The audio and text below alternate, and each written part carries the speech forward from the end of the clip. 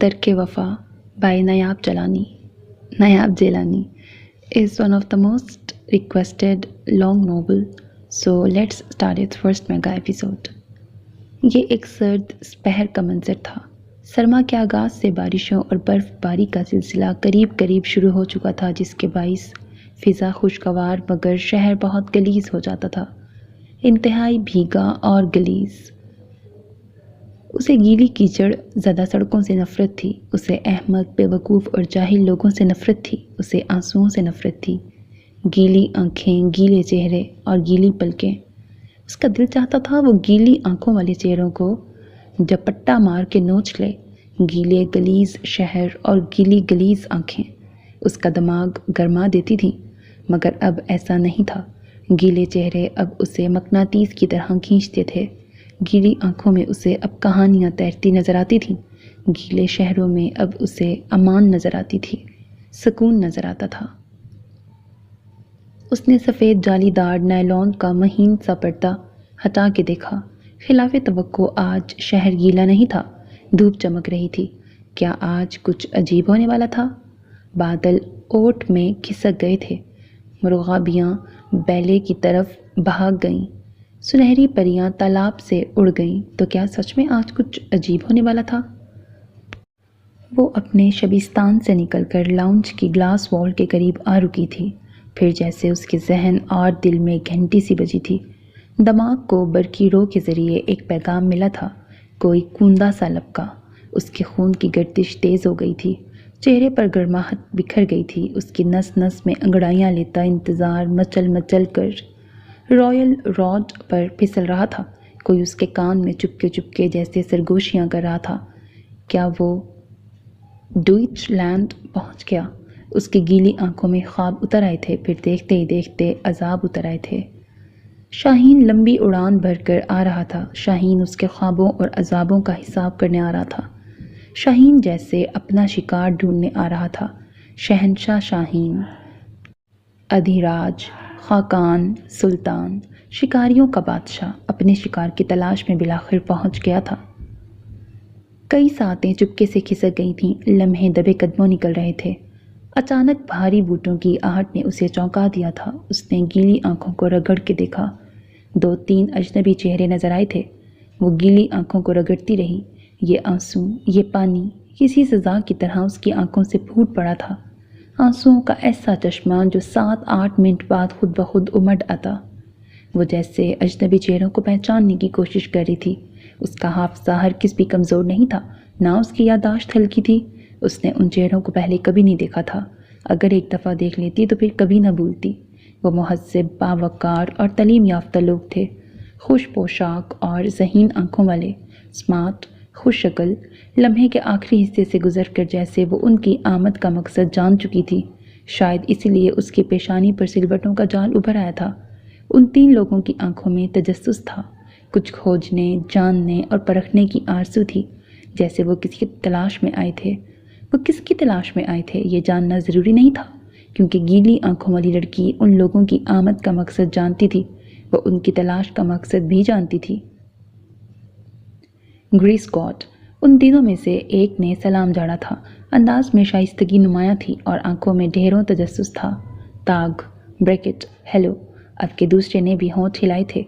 वो लोग बड़ी मुश्ताक नज़रों से मॉर्गन रॉक में लिपटी गीली आंखों वाली लड़की को देख रहे थे, जिसका चुगा पैरों को छूता था। रॉक की फ्रिल जगह जगह से उजड़ी थी। बालों का घोंसला गर्दन के पीछे लटक रहा था और घर की हालत ऐसी थी जैसे किसी कबाड़ खाने में गलती से आने का इत्तफाक हुआ था। वो तीनों मायनी खेजी से उलट पुलट होती एक एक चीज़ को देख रहे थे। फिर उनमें से एक ने गुफ्तगू की इब्तिदा की। आपका ताल्लुक बैदी नोंग से है? वो अपनी ज़हीन आंखों को उसके चेहरे पे जमा के सवाल कर रहा था। बैदी नोंग का नाम सुनकर उसका चेहरा लट्ठे की मानंद सफ़ेद पड़ गया। वो अपनी आइंदा ज़िंदगी में भी दोबारा बैदी नोंग का नाम नहीं सुनना चाहती थी। नहीं, उसने रूखे और इंतहाई खुरदरे लहजे में जवाब दिया था। उसकी गीली आंखों में गुस्सा भर आया था। ओह, उन तीनों को जैसे सख्त मायूसी हुई थी। हम लोग शॉट लॉन स्कॉटलैंड से आए हैं। پولیس سید بیامتے بریکٹ پولیس آفیسر ہیں، ان میں سے ایک اسپیشل فورسز کا بندہ ہے۔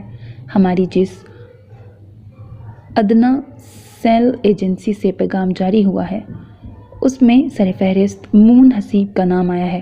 وہ بیدی نونگ بریکٹ ادارہ چلاتی تھیں۔ ہم ان کو ایک کیس کے لیے ہائر کرنا چاہتے ہیں۔ ایجنسی ان کو شوٹ لانڈ کا ریٹرن ٹکٹ دے گی اور دیگر مراد کا شمار کوئی نہیں۔ انہیں ہمارے ساتھ معاہدے کے تحت کام کرنا ہوگا۔ ان میں سے ایک آفیسر اپنے آنے کا مدعا بیان کر رہا تھا، تب اس نے انتہائی درستگی کے ساتھ اپنی گیلی آنکھیں پونچھتے ہوئے بات کاٹ کر کہا۔ وہ جانتی تھی یہ لوگ اسی مون حسیب کا پوچھ رہے ہیں جو خدا داد غیر مادی قوت متحرکہ کی مالک تھی، مون حسیب نہیں ہے۔ اس کے تیور غضبناک ہو گئے تھے۔ تب آفیسر جیسے اور بھی حلیمی کے ساتھ کہنے لگے، محترمہ آپ کی طبیعت ٹھیک نہیں لگتی، برائے مہربانی مون حسیب کو بلا دیں۔ آپ کو شاید مون حسیب کا پتہ نہیں، وہ جو مینٹل ٹیلی گرافی اور کلیئر ویانس کی ماہر ہیں، وہ جو انسانی پوشیدہ۔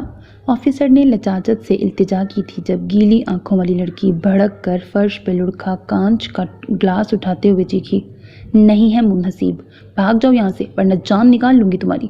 وہ جنونی انداز میں فرش پہ پڑی ایک ایک چیز اٹھا کے ان پہ حملہ کرتی دھاڑ رہی تھی، اور وہ جیسے اس حملے پر تیار نہیں تھے۔ ایک دم خوف زدہ ہو کے الٹے قدموں بھاگنے لگے۔ ارے بھاگ چلو، یہ تو پاگل ہے، وہ چیختے ہوئے باہر کی طرف دوڑ رہے تھے جب گیلی آنکھوں والی لڑکی اذیت سے مسکرا دی۔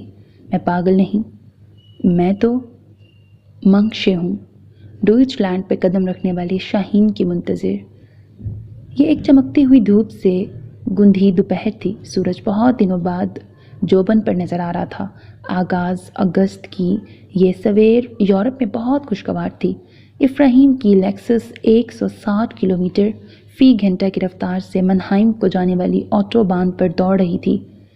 فرینکفرٹ سے جنوب کے رخ جانے والی اس آٹو بان کا اختتام ایک گھاٹی کے اس پار ہرے پیلے نیلے عہدے پھولوں اور سبزے کے مکٹ تک ہو جاتا تھا۔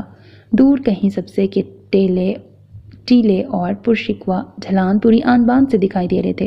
ڈھلان سطحوں والے ہرے اور بھورے کھیت جن میں کسانوں کی جگہ کہیں کہیں ٹریکٹر اور مشینیں کھڑی دکھائی دیتی تھیں، سرخ اور سفید انڈے جیسی ٹائل کی ڈھلوان چھتوں والی آبادیاں، دور آسمان کی بلندیوں میں اڑنے والی مرغابیاں اور طویل پہاڑوں کے بلند سلسلوں پر چھائے بیلے کے جھنڈ جو پلک جھپکنے سے پہلے ہی نگاہوں کی اوٹ سے اوجھل ہوتے پھر کچھ اور نئے مناظر کے ساتھ نمودار ہوتے، گویا فطرت کا حسن آنکھ مچولی کا کھیل مچا رہا تھا۔ بائیں سرے پر ایک سڑک کسی ناگن کی طرح بل کھاتی ہوئی آٹو بان کی بلندی سے اتری اور اس راستے پہ آ پڑی جو منہائم شہر کی طرف جاتا تھا۔ درختوں، شاخوں اور بلند اونچی عمارتوں کی چوٹیوں پر وہاں کے معتدل مزاج سورج کی شعاعیں اب ہلکی سنہری پڑ رہی تھیں۔ شہر میں داخلی شاہراہ کے آس پاس دائیں بائیں بھورے اور گلابی پتھر کی اونچی دیوہی کل عمارتیں کس شان سے کھڑی تھیں۔ عمارتوں کی زیادہ تعداد بینک، انشورنس کمپنیوں، تجارتی فرموں، پوسٹ آفیسز، سپر سٹورز وغیرہ کی تھیں۔ دور یہ سڑکوں کے درمیان سبزہ پھول اور قد آور درخت ترتیب سے لگے ہوئے تھے۔ اس ایونیو کے اختتام پر افراہیم کی لیکسس نصف دائرے کے محیط پر آ نکلی جس کا مرکز زرد پتھر کی نقاشی کا اعلیٰ ترین خوبصورت اور بلند و بھاری بھرکم مینار آب تھا۔ پھر اس سے کچھ اور آگے نصف دائرے کے نشیب میں ایک ایسا تلمساتی منظر دکھائی دے رہا تھا گویا اسے پھولوں کے ساتھ گوندھ دیا گیا ہو۔ یار پیچھے کچھ بونگے سینز تھے، وہ میں نے بہت جلدی پڑھے ہیں لیکن آگے بہت دیر تک یہ چل رہے ہیں تو تھوڑا چھوڑ کے آگے بڑھتی ہوں، ٹھیک ہے؟ کچھ پرانے حساب کتاب تھے، کچھ پچھلے دفتر تھے جنہیں کھولنے آیا تھا۔ ماضی کی گرد دھول جھاڑ کر بھولی بصری ایک کہانی میں پھر سے رنگ بھرنے آیا تھا۔ حالانکہ وہ کہانی کوئی بہت پرانی تو نہیں تھی، صرف 3 سال پہلے کا تو قصہ تھا۔ ابھی 3 سال ہی تو گزرے تھے مگر یہ 3 سال بھلا بھلائے جا سکتے تھے۔ 3 سال پہلے اس کے دل اور گھر پر قیامت کا وقت آیا تھا۔ 3 سال پہلے شاید اپنی پوری زندگی میں پہلی مرتبہ اس نے دکھ، غم اور اذیت کے زہر سے آشنائی حاصل کی تھی۔ اسے پہلی مرتبہ پتہ چلا تھا کہ دکھ دراصل ہوتا کیا ہے، غم کے گھاؤ کہتے کسے ہیں، مرد بھلا روتے کیسے ہیں، اور مرد کیا روتے بھی ہیں۔ وہ تو ان 3 سالوں میں کئی مرتبہ رویا تھا، کبھی گھٹ گھٹ کر، کبھی سب سے چھپ کر اور کبھی سرے محفل۔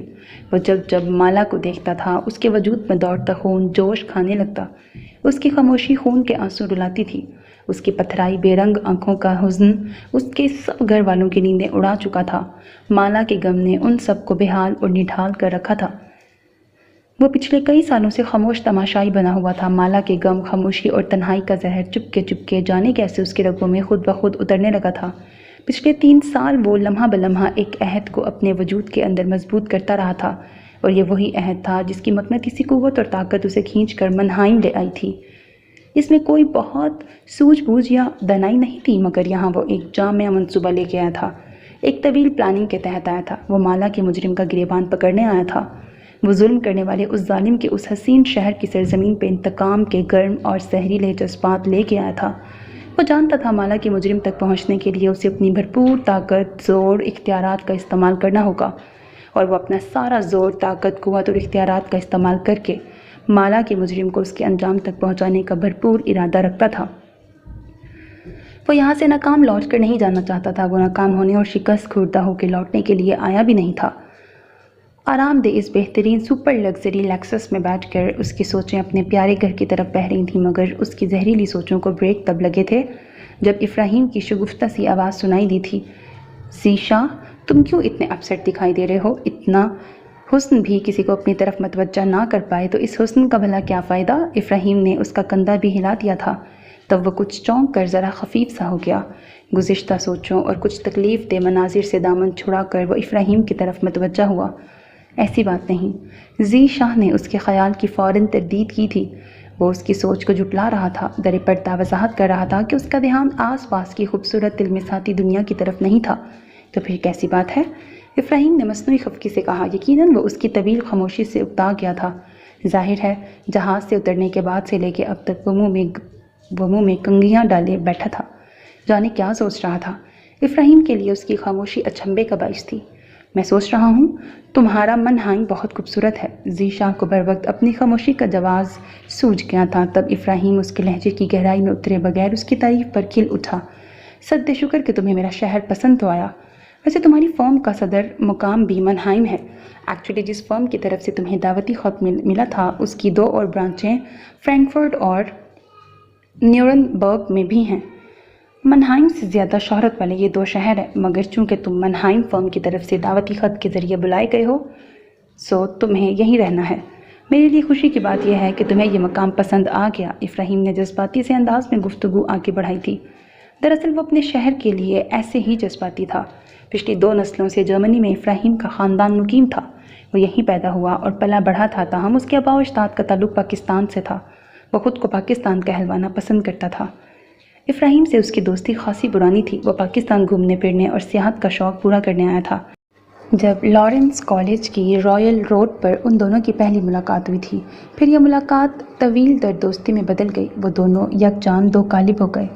افراہیم واپس آنے کے بعد بھی ہمیشہ اس سے رابطے میں رہا تھا۔ بہت سالوں سے ان دونوں کا ٹیلی فونک رابطہ قائم تھا۔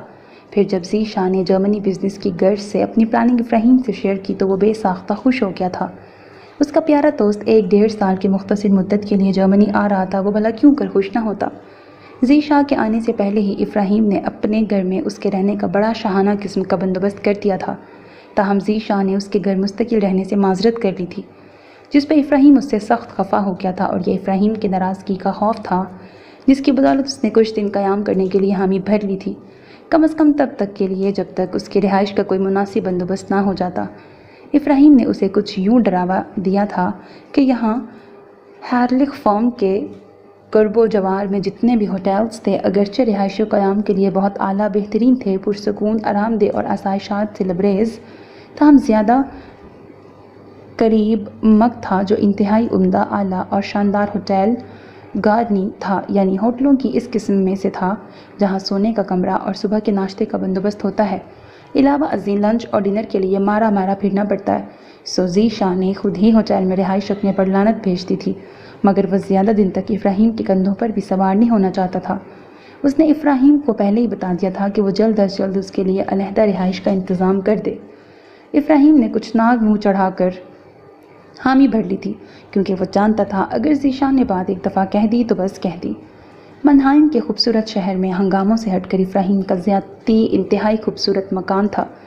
جب اس کی شاندار لیکسس شیڈ کے نیچے آ کے رکی تب ایک طویل تھکن آمیز سانس خارج کر کے ذیشاں گاڑی سے باہر آ نکلا۔ وہ اپنی گردن کو ہولے ہولے جھٹک کر گویا سابقہ تمام زہریلی یادوں اور سوچوں کو کچھ دیر کے لیے پس پشت ڈال رہا تھا۔ وہ برے موڈ اور روڈ انداز میں افراہیم کے گھر والوں سے پہلی ملاقات نہیں کرنا چاہتا تھا، اور اس کی تمام سوچیں اور زہریلی یادیں غیر محسوس انداز میں اس کے چہرے کی تمام تازگی اور شگفتگی کا رس نچوڑ لیتی تھیں۔ وہ جانتا تھا جب مالا کا چہرہ اس کے تصور میں اپنا عکس چھوڑتا ہے تب اس کے اندر باہر اذیت بھرے سناٹے گونجنے لگتے تھے۔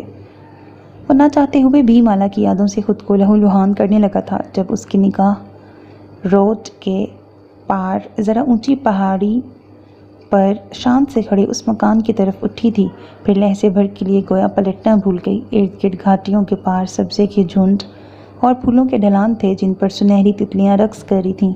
دور مرغابیوں کے گول دکھائی دے رہے تھے۔ سورج کا زعفرانی عکس ہر پھول کے رنگ پر چمک رہا تھا۔ فضا میں کائی پھل کی باس رچی تھی۔ عودے رنگ کا پہاڑی پھل درختوں کی شاخوں سے جھلک دکھلا رہا تھا۔ یہ ایک حسین تر اور نگاہ کو مبہوت کر دینے والا منظر تھا، مگر ذی شاہ کے دل کو دھڑکانے اور نگاہ کو منجمد کر دینے والا منظر پھولوں، پتھروں اور آس پاس کی ایک ایک شے سے قطعاً ہٹ کر بالکل الگ اور منفرد تھا۔ ذی شاہ کی زندگی گویا پہاڑی کے اس کنارے پہ ختم ہو گئی تھی، حالانکہ زندگی ختم کہاں ہوئی تھی، زندگی کی تو شروعات ہی اب ہوئی تھی یا پھر ہونے والی تھی۔ افراہیم کے ڈبل سٹوری گھر کے بالکل سامنے ہی وہ مکان تھا، انتہائی خوبصورت پتھروں سے آراستہ، جس کے سنہری دھوپ چمک رہی تھی۔ سفید مرغابیاں اس کے آس پاس رقص کرتی تھیں۔ احاطے میں چھوٹا سا حوض تھا، کبھی کبھار کوئی مرغابی اس حوض کے شفاف پانی میں چونچ مارنے آسمان سے اتر آتی تھی۔ شفاف شیشے کی کھڑکیوں کے سامنے سے لے کر داخلی لکڑی کے اونچے منقش دروازے تک پھولوں سے لدی ٹوکریاں ایک عجیب رنگ دکھا رہی تھیں۔ دراصل یہ ٹوکریاں یقیناً مٹی سے بھرے گملے تھے، مگر بظاہر ٹوکری کی شکل میں نظر آتے تھے اور پھولوں سے پور بھرے ہوئے تھے۔ ذی شاہ نے ایسی حسین ٹوکریاں آج تک نہیں دیکھی تھیں، مگر اسے ان ٹوکریوں نے ٹھٹکایا نہیں تھا۔ اور اس کے کنارے ایک پریوش حسینہ بیٹھی تھی۔ اس کی سوتی اسکرٹ میں ڈھیروں پھول تھے، جنہیں پتی پتی کر کے وہ پانی میں پھینکے جا رہی تھی۔ وہ اس کام میں اتنی محب تھی کہ کسی کی پرشوق اور حیران نگاہوں کا ارتکاز بھی اسے چونکانے کا باعث نہیں بن رہا تھا۔ ذی شاہ کو اس لڑکی کے حسن نے بھی اتنا مبہوت نہیں کیا تھا جس قدر اسے لڑکی کے چہرے پر پہلے حزن و ملال اور عجیب سے کرب نے کیا تھا۔ دراصل لمحے بھر کے لیے اسے لڑکی کا چہرہ بالکل مالا جیسا لگا تھا، ویسا ہی حزن کے سایوں سے اٹا ہوا، ویسے ہی دکھ کی دھول سے غبار آلود۔ لمحے بھر کے لیے اسے لڑکی کے چہرے پر مالا کا گمان ہوا تھا، حالانکہ وہ مالا تو نہیں تھی، مگر اس پر ذی شاہ کو مالا ہی نظر آ رہی تھی۔ سب سے زیادہ حیران وہ تب ہوا جب اس لڑکی کا بھیگا چہرہ نگاہوں کی زد میں آیا۔ وہ بے آواز رو رہی تھی، اس کے شفاف آنسو حوض کے پانی میں بارش کے قطروں کی مانند بوند بوند گر رہے تھے، جانے وہ کس اذیت اور دکھ میں مبتلا تھی۔ لمحے کے 1000ویں حصے میں ذی شاہ کو اس لڑکی پہ ڈھیروں ترسانے لگا۔ اس نے اپنے دل میں اس انجان روتی ہوئی لڑکی کے لیے ڈھیروں ہمدردی محسوس کی تھی، جانے ابھی وہ اور کون سے جذبات اجنبی سی اس لڑکی کے لیے محسوس کرتا کہ وہ ایک دم سارے پھول حوض میں اچھال کر پانی کو گھورتی ہوئی زیر لب بڑبڑاتی نظر سے اوجھل ہو گئی۔ وہ جو آنکھیں پھاڑے منجمد کھڑا اب خالی حوض کے کنارے کو گھور رہا تھا، افراہیم کی بے ساختہ ہنسی کی آواز سن کر چونک گیا۔ پھر اس نے نگاہیں موڑ کر شیڈ کے نیچے کھڑے افراہیم کو دیکھا۔ وہ اس کا سارا سامان کار کی ڈگی میں سے نکال کے جانے کا اندر پہنچا آیا تھا، اور اب اس کی نگاہوں کے تعاقب میں دیکھتا ہوا ہنس کر لوٹ پوٹ ہو رہا تھا۔ اسے بے تحاشا ہنستے دیکھ کر ذی شاہ قدرے خفت زدہ رہ گیا تھا، مگر اس کی ہنسی پھر بھی تھم نہیں رہی تھی۔ جب وہ شرمندگی کی دلدل میں گوڑے گوڑے ڈوب چکا تھا، افراہیم نے پیٹ پکڑ کر سنبھلتے ہوئے سرخ چہرے پہ ہاتھ پھیرتے بمشکل کہا، تیرا بھی کوئی قصور نہیں دوست، جرمنی میں ایسا حسن اور ایسا خپتی آئٹم کہیں نہیں ملے گا، نہ نظر آئے گا۔ تو جیب بھر کے دیکھ لیتا، اب دوبارہ جانے یہ کب نظر آئے گی، ایک دم خپتی اور پاگل ہے۔ افراہیم کو پھر سے ہنسی کا دورہ پڑ گیا تھا، یقیناً وہ اس کی نظروں کے ارتکاز کو انجوائے کر رہا تھا۔ اسے پاگلوں کی طرح ہنستے دیکھ کر ذی شاہ نے اپنی خفت مٹانے کے لیے فوراً جواب دیا تھا، فی الحال تو مجھے اس آئٹم سے بڑھ کے پاگل دکھائی دے رہا ہے۔ وہ اسے گھورتا ہوا اب بڑی ڈٹائی کے ساتھ اسی منقش دروازے کو دیکھنے لگا جہاں سے وہ خپتی لڑکی گزر کے اندر کی طرف گائی ہوئی تھی۔ ہاں، ابھی ایک نظر دیکھ کر یہ حال ہے، یعنی اپنے جگری یار کو پاگل کہہ دیا۔ افراہیم اور بھی نہ جانے کون سے چٹکلے چھوڑتا، مگر اس کے چٹکلوں کو افراہیم کی معطر یعنی ماں نے بریک لگا دیے تھے۔ وہ اسے ڈپٹتے ہوئے بڑے بھرپور انداز میں ذیشا کو ویلکم کہہ رہی تھیں۔ جانے وہ کب اندرونی حصے سے باہر آئی تھیں۔ خوش آمدید بیٹے، اندر آؤ۔ اس احمق کی باتیں تو پوری رات ختم نہ ہوں گی اور تمہیں یہ یہیں کھڑا رکھے گا۔ افراہیم کی جرمن مدر، جو اب آدھی سے بھی زیادہ پاکستانی نظر آتی تھیں، اسے بازو سے تھام کے اندر لے گئیں۔ جب وہ داخلی دروازے سے اندر آیا تب اس کے اوپر کوئی نرم نرم خوشبودار چیز کسی پھوار کی مانند گری تھی۔ ذیشا نے غور کیا تو پتہ چلا کہ ایک مستطیل قسم کی پھولوں سے لدی ٹوکری دروازے کے اوپر اس رخ سے لگائی گئی تھی کہ جب کوئی مہمان پہلی مرتبہ گھر میں داخل ہوتا، یہ پھول جھک کر اس کا استقبال کرتے۔ اپنے اتنے بہترین استقبال پر وہ کچھ پل کے لیے تو مبہوت رہ گیا، پھر اسے ایک این سیل سیمر میں بٹھایا گیا تھا۔ یہ نہایت دیدہ زیب فرنیچر سے سجا کمرہ تھا، بہت آرام دہ دیوان سجے تھے، یہاں بھی اسے جگہ جگہ پھول نظر آ رہے تھے۔ کرسٹل کے گلدان سے لے کے دروازے کے پاس رکھی ڈسٹ بین کی ٹوپی تک میں تازہ پھول سجے تھے۔ وہ بھی ارد گرد کا ٹھیک طرح سے جائزہ بھی نہیں لے پایا تھا جب اسے ٹھنڈے مشروبات پیش کیے گئے۔ انگور، کائی پھل اور ناریل کا مشروب تھا۔ ذیشا کو ناریل کا مشروب پسند تھا۔ اس نے 2 بلورین لمبے پتلے گلاس اطمینان سے خالی کر دیے تھے۔ مشروب پیش کرنے والی معطر خود تھیں، تاہم کھانے کے لیے اسے ایک دبلی پتلی انتہائی سفید لڑکی بلانے کے لیے آئی تھی۔ اس کے بال اخروٹی رنگ کے تھے، شکل میں وہ معطر جیسی لگتی تھی، نیلی آنکھیں، سرخ ہونٹ اور گوری رنگت۔ انہوں نے بتایا یہ ان کی بیٹی ایمل تھی، اور ایمل بہت باتونی تھی، اسے انگریزی نہیں آتی تھی، اردو ٹوٹی پھوٹی بول سکتی تھی، تاہم اپنی مادری زبان ڈچ فراٹے سے بول رہی تھی۔ چونکہ ذیشا کو ٹرکش اور اطالوی زبان کی سمجھ بوجھ نہیں تھی، سو بس وہ ایمل کے ہلتے بھرے بھرے سرخ ہونٹوں کو ٹرین کی سی رفتار میں ہلتے دیکھ رہا تھا۔ پھر شاید معطر نے تنگ آ کر ایمل کو ڈپٹا تھا۔ برائے مہربانی آہستہ بولو۔ ان کے ڈپٹنے پر وہ چابی والی گڑیا کی طرح بالکل ساکت ہو گئی تھی۔ پھر کچھ دیر کی خاموشی کے بعد ایک مرتبہ پھر سابقہ انداز میں بولتے ہوئے اٹھ گئی۔ آپ سے مل کے خوشی ہوئی۔ وہ ماں کی خفگی کا تاثر مٹاتی اب خاصی مدبر لگ رہی تھی۔ ذیشا اس کے بارے میں کوئی رائے قائم نہیں کر سکا تھا کیونکہ وہ جلدی اٹھ گئی تھی، یقیناً مزید ڈانٹ سننا نہیں چاہتی تھی۔ ذیشا کو محسوس ہوا تھا اسے ماں کا ٹوکنا کتنا برا لگا ہے۔ وہ اسے کچھ باتونی اور جذباتی سی لگی تھی، اس کی چھوٹی بہن بندیا کی طرح۔ وہ بھی چھوٹی چھوٹی باتوں پر اسی طرح برا منا لیتی تھی۔ ایمل کے جاتے ہی معطر نے اسے بہت محبت سے کہا تھا، پہلے تم فریش ہو جاؤ، پھر کھانا لگاتی ہوں۔ انہوں نے اس کی تھکن کے خیال سے کہا تھا۔ افراہیم کی ماں بہت نرم مزاج، شائستہ اتوار اور بیٹے سے بڑھ کر مہمان نواز تھیں۔ افراہیم شکل و صورت میں ان سے مختلف تھا، یقیناً اپنے والد جیسا تھا۔ گندمی رنگت، کالی آنکھیں اور کالے بال رکھتا تھا، جبکہ مزاج اس کا ماں کی طرح تھا۔ وہ گھر والوں کے مزاج پہ غور کرتا معطر کی ہمراہی میں ایک انتہائی پرتعیش ماسٹر بیڈ روم میں آ گیا تھا۔ بیڈ روم کیا تھا، گویا کسی ہوٹل کا آرام دہ کمرہ تھا۔ اس کے پیروں تلے کھلتے ہوئے عنابی رنگ کا انتہائی نرم قالین بچھا تھا۔ فرنیچر کے ہم رنگ سفید چمکیلی بیڈ روم چیئر بھی تھی۔ دیوار گیر الماری بھی سفید رنگ کی تھی، بیڈ شیٹ کا کلر بھی سفید تھا۔ ایسی اجلی بے داغ چادر بچھی تھی کہ ذیشا کچھ تذبذب کا شکار ہو گیا۔ بھلا اتنے اجلے شفاف بے سلوٹ بستر پر سو کر اسے خراب کیا جا سکتا تھا؟ کمرے میں یہاں بھی سفید مستطیل ٹوکری موجود تھی جس میں رنگا رنگ گلاب سجے تھے، بہت بھینی اور معطر خوشبو نتنوں سے ٹکرا رہی تھی۔ ایسا رومانوی ماحول تھا اور اس کی سجاوٹ میں کسی آرٹسٹک ذہن کا کمال نظر آتا تھا۔ ذیشا متاثر ہوئے بغیر نہ رہ سکا۔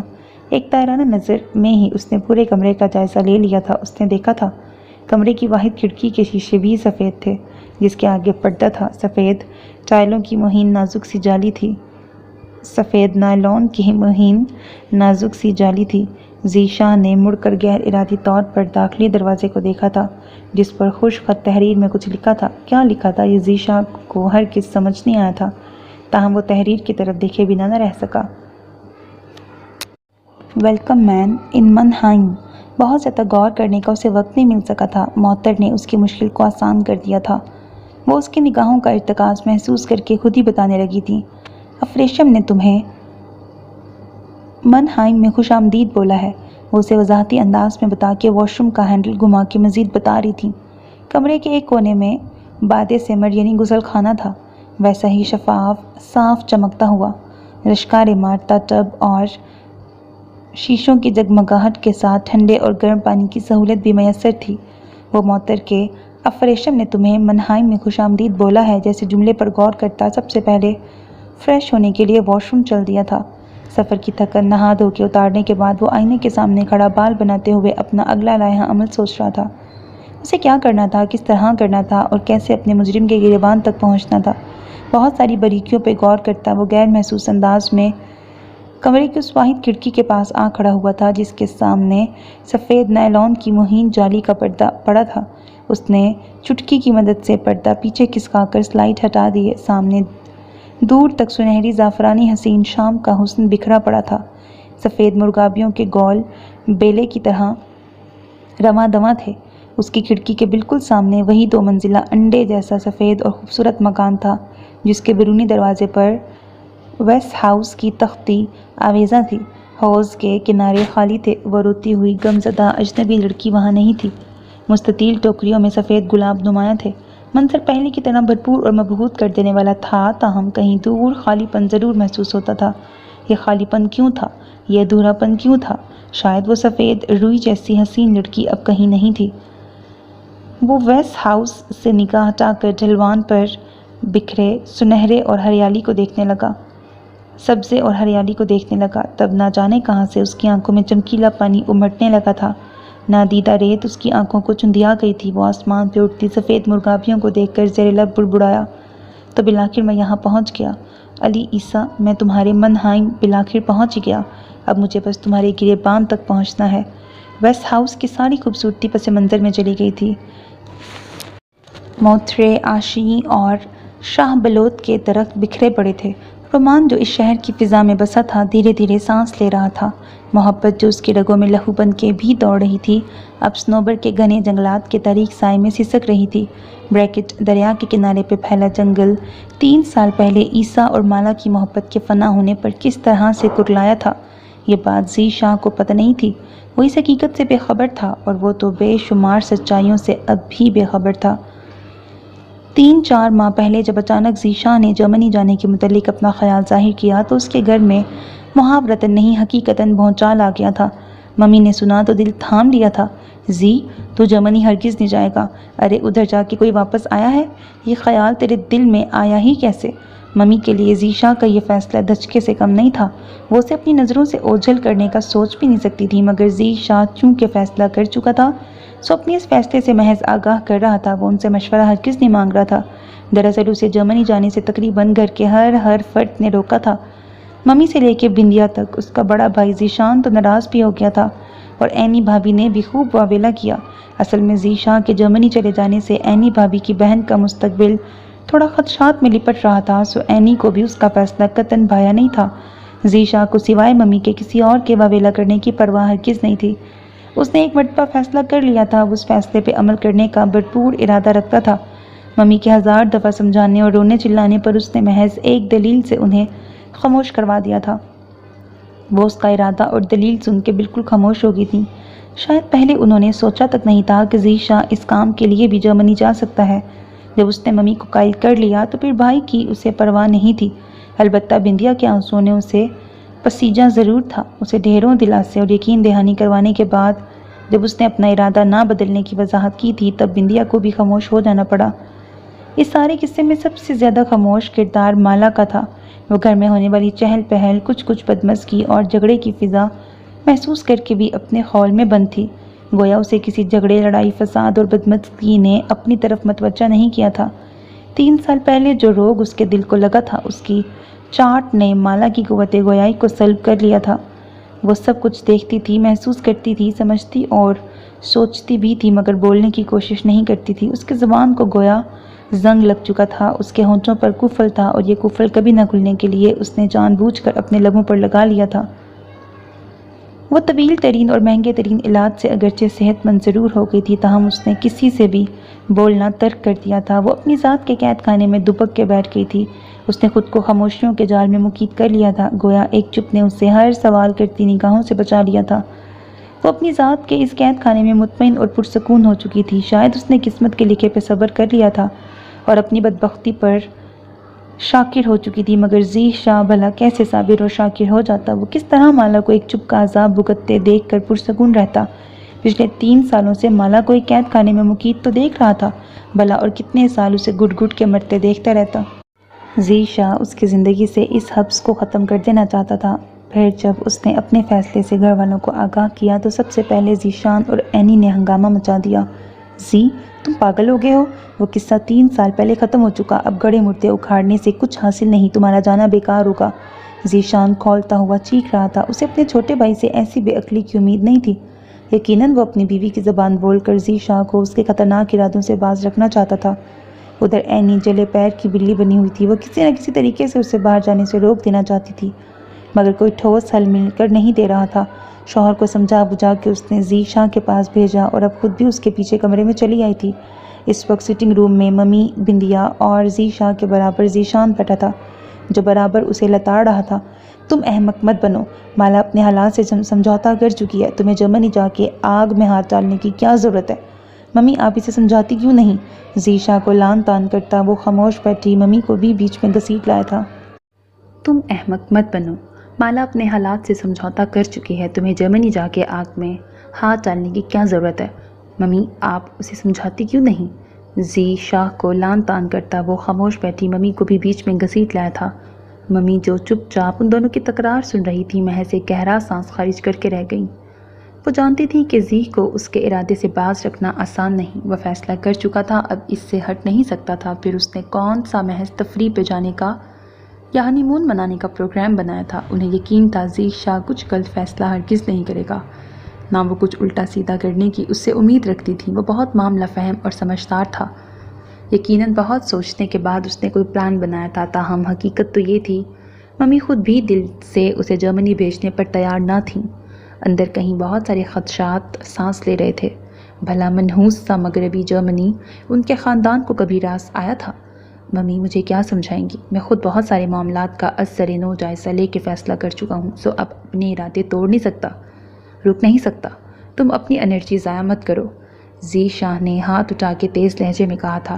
ذیشان کا رنگ اس کے ان الفاظ پہ تیزی سے بدل گیا، اس کے چہرے پر دبا دبا غصہ چھلکنے لگا۔ بمشکل اپنے بگڑے تاثرات پہ قابو پاتے ہوئے اس نے مزاج ترش کرنے سے روکا۔ تم بھلا کون سے معاملات کا جائزہ لے چکے ہو؟ ذیشان نے اینی کا اشارہ پا کر خود کو بھڑکنے سے روکا تھا، حالانکہ ذی شاہ کے الفاظ اسے آگ بگولا کر رہے تھے، مگر اینی نہیں چاہتی تھی کہ دونوں بھائی لڑائی کو بڑھا دیں۔ اگر دونوں میں تکرار بڑھ جاتی تو ذی شاہ نے بول چال بند کر دینی تھی، پھر اینی کے ہاتھ سے اگلے معاملات بھی چپکے سے پھسل پڑتے۔ سو وہ شوہر کو کول ڈاؤن رہنے کا مسلسل اشارہ کر رہی تھی۔ اسے پتہ تھا اول تو ذی شاہ کو غصہ نہیں آتا، مگر جب غصہ آ جائے تو پھر اتنی آسانی سے اترتا نہیں۔ 3-4 سالوں میں وہ اپنے بانکے سجیلے دیور کا مزاج خوب سمجھ گئی تھی۔ پھر وہ جانتی بھی تھی ذی کو جو بات پیار محبت سے سمجھائی جائے اسی کا وہ اثر بھی لیتا ہے، غصے کے بدلے غصہ الٹنے میں اسے قطعاً دشواری نہیں ہوتی۔ اب بھی ذیشان کا سوال سن کر ذی شاہ کے ماتھے پر بل پڑ گئے تھے۔ وہ اپنی خوابناک خوبصورت آنکھوں میں ڈھیروں خشونت بھر کے بڑے بھائی کو دیکھ رہا تھا، گویا اس کے سوال کی چبھن نے ذی شاہ کو تکلیف دی تھی۔ بات تو تم ایسے کر رہے ہو گویا تمہیں کچھ پتہ ہی نہیں، لوٹی پیٹی بہن کے نصیب پر شاکر ہو کے بیٹھ جانے والے، کیا تمہیں اتنی توفیق بھی نہیں ہوئی تھی اپنی بہن کے مجرم سے فون پہ ہی کچھ حساب کر لیتے؟ کم از کم اتنا تو اس بے غیرت سے پوچھتے، کس جرم کی پاداش میں اس معصوم کو ایسی سزا سنائی ہے؟ آخر کون سی خطا مالا سے سرزد ہوئی تھی؟ آخر اتنا پوچھنے کا حق تو تم رکھتے تھے نا؟ ذی شاہ کے غضبناک لہجے میں عجیب دکھ ہلگورے لے رہے تھے۔ اس کے الفاظ نے جہاں ذیشان کو مشتعل کیا تھا، وہیں اینی کی گوری رنگت دہک اٹھی تھی۔ وہ جو کب سے بھیگی بلی بنی بیٹھی تھی ایک دم بھڑک اٹھی۔ تمہارے کہنے کا مقصد یہ ہے کہ جو کچھ بھی مالا کے ساتھ ہوا وہ ہم نے کروایا؟ اینی کے بکواس نے ممی سمیت ذی شاہ کو بھی بھڑکا دیا تھا۔ اس کے کچھ بولنے سے پہلے ہی ممی پرنم اور دھیمی آواز میں بول پڑی تھی، بہو تم بات کو غلط رنگ مت دو، اچھی طرح سمجھ رہی ہو جو کچھ ذی شاہ کہہ رہا ہے، اور ذی غلط نہیں کہہ رہا۔ ممی کے الفاظ نے جہاں اینی کا منہ بند کروایا تھا، وہیں ذیشان پھر سے بھڑک اٹھا۔ ممی آپ ذی کی حمایت کر رہی ہیں، یہ کیا ٹھیک کہہ رہا ہے؟ 3 سال پہلے آخر حالات کیسے تھے جو میں حساب کتاب لینے اس بے غیرت کے پاس جرمنی بھاگتا، جس کی شکل تک ہم نے دیکھی نہیں؟ پھر جب ماں لالوٹی پیٹی واپس آئی تھی تب اس کے حالات جان کر ڈیڈی کو ہارٹ اٹیک ہو گیا تھا۔ بعد میں مالا کی بیماری کے ساتھ ڈیڈی کی موت کا اچانک ملنے والا دھچکا سہتے ہوئے کسے جرمنی جانے کا ہوش رہا تھا۔ پھر زی بھی تو کراچی سے واپس آ چکا تھا، یہ کیوں نہ مالا کے مجرم سے دو ہاتھ کرنے گیا؟ اب جب وقت بدل گیا، ساتیں گزر گئیں، غم کی بھاری گھڑیاں کھسک گئی ہیں، ہمیں بھی صبر آ گیا ہے، پھر گھڑے مڑتے اکھیڑنے کا کیا فائدہ؟ اس کا جانا سراسر بیکار ہے۔ یہ کس طرح جرمنی جائے گا؟ پھر اس دلیل کو ڈھونڈے گا کیسے؟ ہمارے پاس تو اس دلیل کی ایک تصویر بھی نہیں، ہم میں سے کسی نے اس بغیرت کو دیکھا تک نہیں تو اس کے گریبان تک کیسے پہنچ پاتے؟ اور جس نے اسے دیکھ رکھا ہے وہ کچھ بولنے سے ہی معذور ہو چکی ہے، جانے اس معصوم پہ کیا بیتی تھی۔ سوچتا ہوں تو خون کھولنے لگتا ہے۔ ذیشان کی آواز حقیقت میں بھرا گئی تھی، اس کی آنکھوں میں گرد اڑنے لگی تھی۔ اجڑی بہن کی حالت پر صبر شکر کرنا آسان نہیں تھا، مگر وہ بھی کیا کرتا؟ کئی طرح کی بیڑیوں میں جکڑا تھا اور ایک بیڑی تو اینی کی صورت میں تھی، وہ اسے تنہا بھلا کہیں جانے دے سکتی تھی، خصوصاً جرمنی تو وہ کسی صورت نہ ذیشان کو بھیجتی۔ بھلا جرمنی جا کر کوئی واپس آیا تھا؟ اس کی ساس خود بتاتی تھیں، ان کا دیور سالوں پہلے جرمنی گیا تو وہیں کا ہو کے رہ گیا۔ پیچھے ماں مری، باپ مرا، بڑی بہن مر گئی، مگر جانے والا کبھی نہ لوٹا۔ حالانکہ سمندر پار بیٹھ کر اپنوں کی یاد میں رونے والی کی روح تو یہیں کہیں کرلا رہی تھی۔ پھر بیچ میں کئی سال گزر گئے تھے کہ اچانک ان کا دیور واپس لوٹ آیا، مگر چہرے پر پہلے سی جوانی نہیں تھی، بہار نہیں تھی۔ وقت نے آزما کر جوانی کا رس نچوڑ لیا تھا۔ بالوں میں چاندنی اتر آئی تھی، مضبوط چوڑے کندھے جھک گئے تھے۔ بڑھاپے کا موسم بڑا اداس کر دینے والا تھا۔ پھر بھلا کیا ہوا تھا؟ کس طرح سے ہوا تھا؟ 3 سال پہلے کا تو قصہ تھا، اس نے کئی راویوں کی زبان سے سنا تھا، مگر ہر دفعہ سنتے ہوئے الگ ہی جذبات ہوتے تھے، کبھی افسردگی، کبھی لطف، کبھی رشک، کبھی کرب۔ وہ 3 سال پہلے کے واقعات از سر نو ذہن میں تازہ کر رہی تھی جب اچانک ذیشان کی آواز اسے اپنی طرف متوجہ کر گئی۔ 3 سال سے اسے کھوج رہا ہوں، 3 سال سے اس کے گریبان تک پہنچنے کی پلاننگ کر رہا ہوں، یہاں بیٹھ کر سوائے سوچنے کہ ہم کچھ نہیں کر سکتے، سو میں نے جرمنی جانے کا فیصلہ کر لیا ہے۔ ذیشان غیر جذباتی، ٹھوس اور مستحکم لہجے میں بولا تھا۔ تب ذیشان حد سے زیادہ بے چین ہو گیا، اور پہلو تو اینی نے بھی بدلا تھا۔ آخر فائدہ کیا ہوگا؟ جو اس ظالم ناپاک غلیظ گدھ نے کرنا تھا کر دیا، تمہارے اس سفر سے حاصل کیا ہوگا؟ ذیشان کا سوال بہت کڑوا اور حقیقت سے قریب تر تھا، سو ممی سمیت بندیا کی خاموش نظریں بھی ذیشان کے چہرے کا طواف کر رہی تھیں۔ وہ کچھ دیر سوچنے کے بعد سنجیدگی سے بولا، کم از کم اندر لگی آگ تو بجھ جائے گی، انتقام کے شعلوں پر چھینٹے پڑ جائیں گے، اور سب سے بڑی بات، میں کچھ حقائق ضرور جان لوں گا۔ آخر ہنستے بستے گھرانے میں اچانک آگ کیسے لگ گئی؟ کیا تم لوگوں کے ذہنوں میں سوال نہیں اٹھتے؟ ہماری بہن شادی کے 6 مہینے اپنے شوہر کے ساتھ خوش باش رہتی ہے، اور پھر اچانک ایک رات سب کچھ بدل جاتا ہے۔ آخر اس رات ہوتا کیا ہے؟ مجھے اس رات تک پہنچنا ہے، مجھے حقائق ڈھونڈنے ہیں، مالا کے مجرم کو انجام تک پہنچانا ہے۔ اس کے لہجے سے شعلے لپک رہے تھے، آنکھ سے سرخی بہہ رہی تھی، اس کے ارادے چٹان کی طرح مضبوط تھے۔ ان ارادوں کو بھلا ذیشان توڑ سکتا تھا، مگر وہ اسے روک تو سکتا تھا، سمجھا تو سکتا تھا۔ ہم نے پہلے مالا کو جرمنی بھیج کر کتنا نقصان اٹھایا ہے، اب تمہیں بھیجنے کا حوصلہ نہیں۔ خود سوچو، اگر تم مالا کے مجرم سے انتقام لے بھی لیتے ہو تو اس سے ہمیں کیا حاصل ہوگا؟ نہ مالا کی خوشیاں لوٹیں گی، نہ اس کے ماتھے پر لگا بدنما داغ دھل جائے گا۔ پھر بھلا کیا فائدہ اتنے عذاب سہنے کا؟ ذیشان نے ٹوٹے پھوٹے لہجے میں کہا تھا۔ وہ کسی بھی طرح زی کو وہاں جانے سے روکنا چاہتا تھا، کچھ اینی کی طرف سے مجبور تھا اور کچھ چھوٹے بھائی کی فطرت سے بھی آگاہ تھا۔ وہ جس کام کے پیچھے پڑ جاتا اسے کبھی ادھورا نہیں چھوڑتا تھا۔ پھر تو یہ مالا کے لیے اس کی خوشی اور زندگی کے قاتل سے حساب لینے کا معاملہ تھا، وہ بھلا رک سکتا تھا؟ میں فائدہ اور نقصان سوچ کر تو ہرگز نہیں جا رہا، میں نے خسارے اٹھائے ہیں، اور نقصان، ذلت اور کرب ہی اس کی جھولی میں ڈالوں گا۔ اگر ہماری جان پچھلے 3 سال سے سولی پر لٹکی ہے تو علی عیسیٰ بھی سکھ نہیں پائے گا، یہ میرا خود سے وعدہ ہے۔ اس کی زندگی بھی جہنم بنا کے آؤں گا۔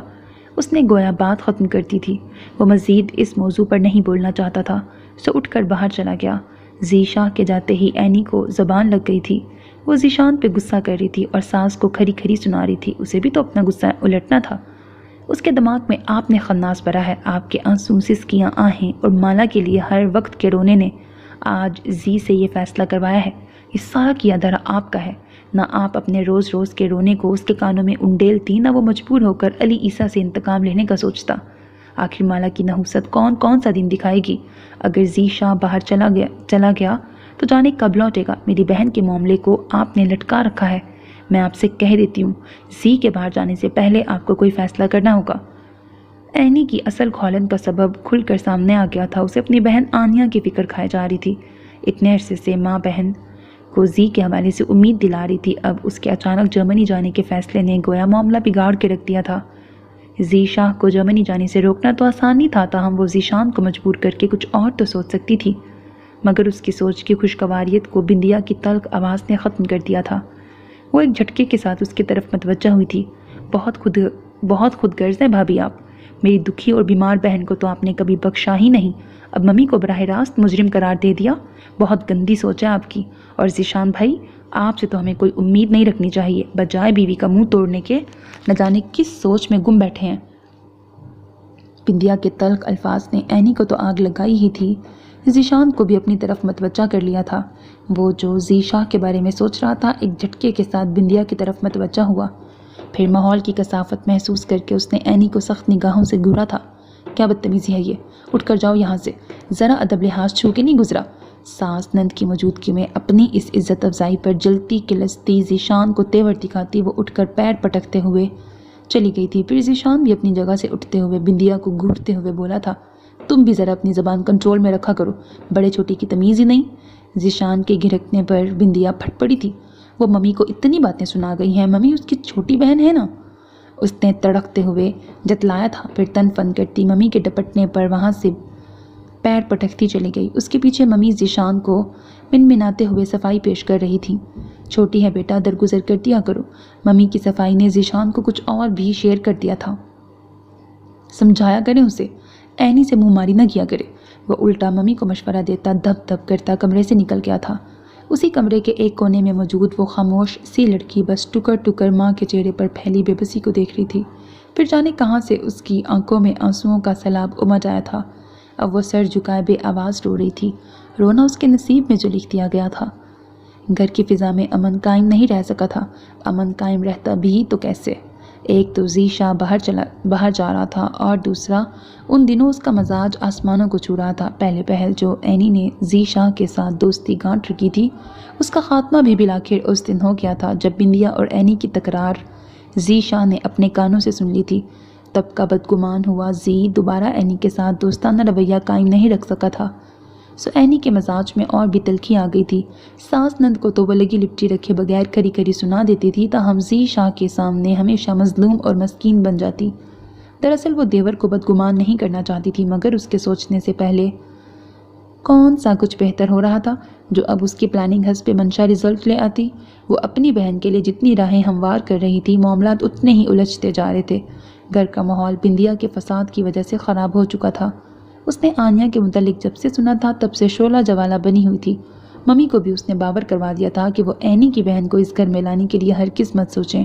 وہ لوگ تو پہلے ہی اینی کی صورت میں ایک عذاب بھگت رہے تھے، اب دوسرا عذاب اپنے سر پہ مسلط کرنے کا ہرگز بھی رسک نہیں لے سکتے تھے۔ یہ تو بس بندیا کی دلیری تھی جو وہ اینی کے سامنے تن گئی تھی، ورنہ اینی ممی اور مالا کو تو کسی خاطر میں نہیں لاتی تھی۔ اس نے بالا ہی بالا ممی اور ذیشان کو رضامند کر لیا تھا۔ اس کی خواہش تھی ممی زی شاہ کے کانوں میں بھی بات ڈال دیں کہ وہ اینی کی بہن کو اپنی دوسری بہو بنانے کا ارادہ رکھتی ہیں۔ اینی کو پورا یقین تھا ممی کی بات کو زی شاہ قیامت تک ٹال نہیں سکتا تھا، نہ نظر انداز کر سکتا تھا۔ سو وہ اس لحاظ سے کچھ مطمئن تھی، مگر وہ یہ نہیں جانتی تھی کہ اس کی تیز ترار نند نے آنیا کا نام سن کر کیسا فساد مچا دینا ہے۔